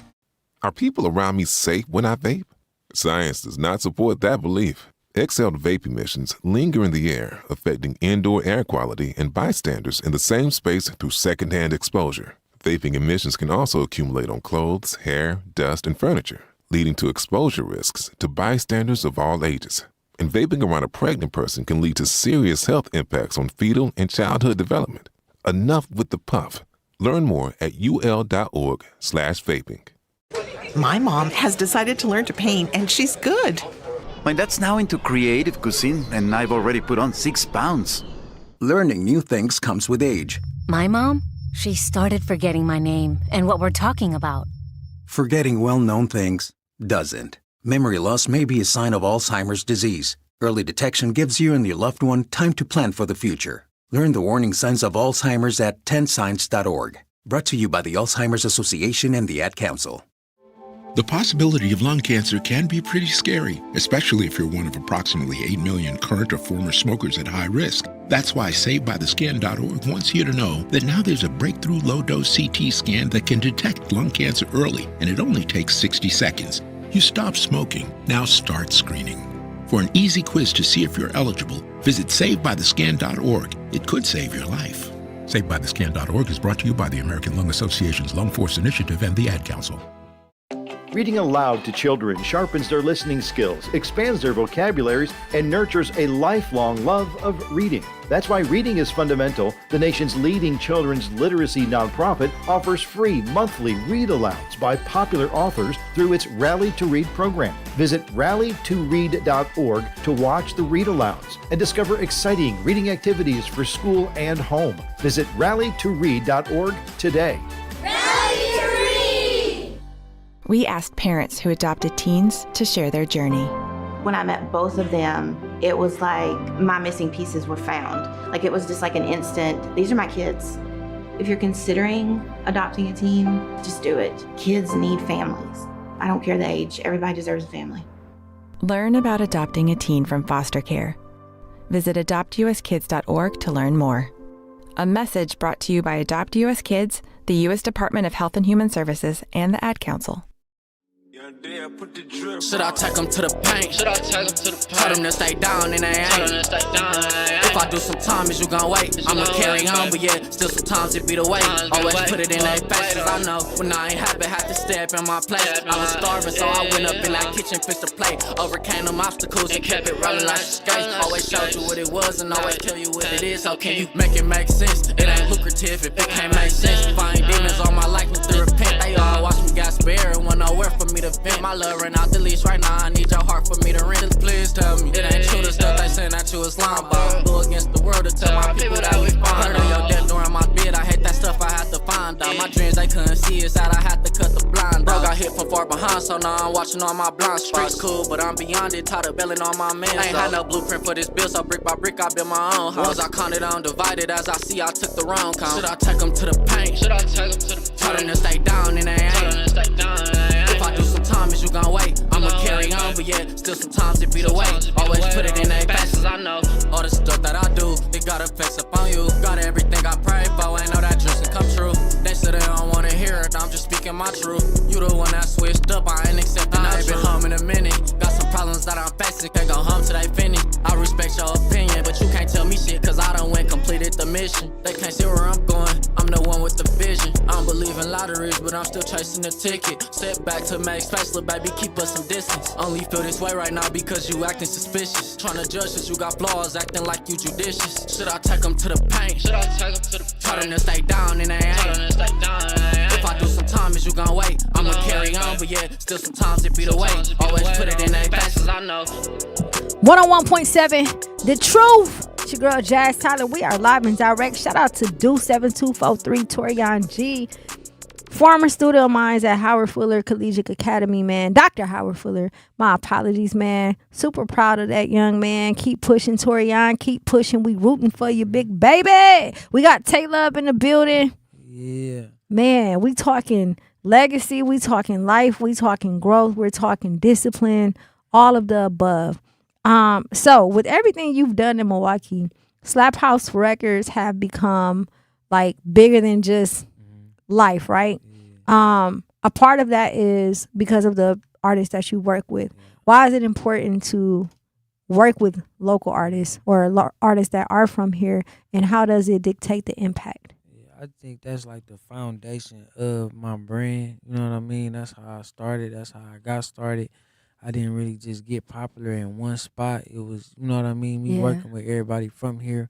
And just a couple of the blueprints that I studied, like everybody that you see that was really a mogul in this had multiple people attached to what it was that they was doing. So having a portfolio that's kind of diversified, I got different people in different things in different spots. I just feel like it's important, you know what I mean, because behind all that, I'm trying to create another opportunity for myself, whatever it's going to be, I don't know, but in trying to create that, I want to be able to show that I could play whatever role. You know, I could manage, I could produce, I could shoot a video, I could record, I could consult. You get what I'm saying? I could orchestrate a show or whatever it is. Like, I just want to be able to, you know what I'm saying? Absolutely. Do that. In that, you have to use people, but in this game, you know, you can use people one or two ways, good or bad. You get what I'm saying? So I don't really take from nobody. You get what I'm saying? Everything I do is kind of pushing forward, like pushing the initiative. So, Investing in them. Yeah, you know what I mean? Because I don't even really do what I should when it comes to charging for studio time and stuff like that. We might run over time, and I don't want to stop because I want you to finish and do it right. You get what I'm saying? But it is what it is. You get what I'm like? I just take that on the chin. I never even cared about it. You know what I mean? In that way. So I think just being able to have people speak for you and speak for your work is important. And for it to be able to be shown and proven is like, that's everything if you want to last doing anything. Absolutely. Are you proud of the impact you've made on the city? Yeah, I be kind of proud of myself. You know what I mean? Like, I be feeling like the job ain't done, so I Yeah. don't get stuck in it. But when I hear stuff or when I'm invited to places, like, it feel good for sure. You know what I mean? Because I'm still in it. I'm still a part of what's going on right now. So It feel good though. You know what I mean? To have that as an accomplishment and know that was something I chose for myself. Like, yeah, I appreciate it. Is it difficult to kind of stay? Like, are you a person who just stays in the moment so much to the point where it's hard to realize the impact? In a sense, yeah, because I'm not like braggadocious or nothing like that. Yeah. You know what I'm saying? And I know it's a lot of more other successful people that did more that I feel like I could mesh with as far as just being on that caliber. So, but I do though. Like, I hear that a lot. Like, man, you need to go do this, or you need to do that, or you need to tell them who you is, or I be like, yeah, but you know what I mean? What do like, I get out of that? My hands tied. I'm doing what I'm doing, and I know when to do it though. You know what I mean? I know when to release and let go. You get what I'm saying? But I think it's a downside with everything. You know what I'm saying? Yep. So I would rather stay on the up and up of being more productive than I am, I guess, being recognized or whatever the case is. You know what I'm saying? Yeah. 'Cause if you being productive, you got to get results from producing whatever it is. You That's get what right. I'm saying? So if that's what I got going on, I'd rather keep that going on and keep a roof over my head or whatever the case is. But you know, the other side is cool, but it ain't necessarily my goal though. But yeah. Is there any artist you haven't worked with that you want to work with? Like, it could be local or celebrity. More than anything, I can't really say right now. Like, here, I pretty much know everybody, and if I didn't choose to do something with them right away, like, you know, I got stuff coming with people that I hope happen with a lot of people that's here. So I will say that, like, it's a couple people here that we got some stuff that we done did. I don't know where it's at or what's going on. Yeah. But it's recent enough to where I'm pretty hopeful that it happened though. Yeah. You get what I'm saying? So, and everybody kind of know how to get up with me and vice versa. So, is there a favorite artist that you have working with, that you work with? Well, I manage tax free. So, okay. Yeah, I manage better. Pretty much him. Everybody, man. I ain't gonna lie. I got another artist, Slim Santana, I work with. I love working with him. You know, some underrated people I think people should open their eyes to, like Low End Zelly. Yeah. You know what I'm saying? We got some work together that's hard. My guy Rudy Bando, we got some work that's hard. Like, these versatile artists. Yeah. Just, bar for bar rapping. Like, absolutely. It's some of everything. R&B Doug Week, that's another pretty much almost my artist. Almost we getting close to making that something. You get what I'm saying? Like, but that's one of the brothers. Like, we always working. So yeah, that's pretty much, and everybody that I work with though, like, cause it's kind of hard to narrow it down. Cause even if I'm not producing, I'm recording, I'm doing so much. But everybody that got that access to me know that I'm invested in what they're doing though, for sure. Who was your inspiration? Like, who inspired you to want to do what you do? To do music, I was always around it, like, through my pops. I was around, like, Baby Drew at an early age. Like, through pops, you get what I'm saying? Like, I was around though, like, I knew. Meech said. Of course, Meech. You get what I'm saying? That's the first studio I ever went to, was Meech Studio. Like, when I graduated school, I ain't go party or nothing. I ended up at Meech's crib the next 12 hours. You get what I'm saying? Yeah. So, you got some quick shout outs before we get out of here? Man, shout out to Whole City. Shout out everybody that support me. I'm going to keep it simple, y'all. Yeah, yes indeed. Thank you so much. Tate Love came through. Hey, check this out. Be sure to tap in Monday through Friday, 4 p.m. to 7 p.m. Do not forget to like and subscribe to our YouTube channel. Follow us on Instagram. Tap in MKE. It's your girl Jazz Tyler, man. Listen, y'all have an amazing Wednesday night. I don't know where y'all going, but I got to get on up out of here. Peace. Understood back in day. Now if I count what's in the safe, it probably take a day. And it took you a month to make what I do in a day. Took a day off to take your lunch and lingerie.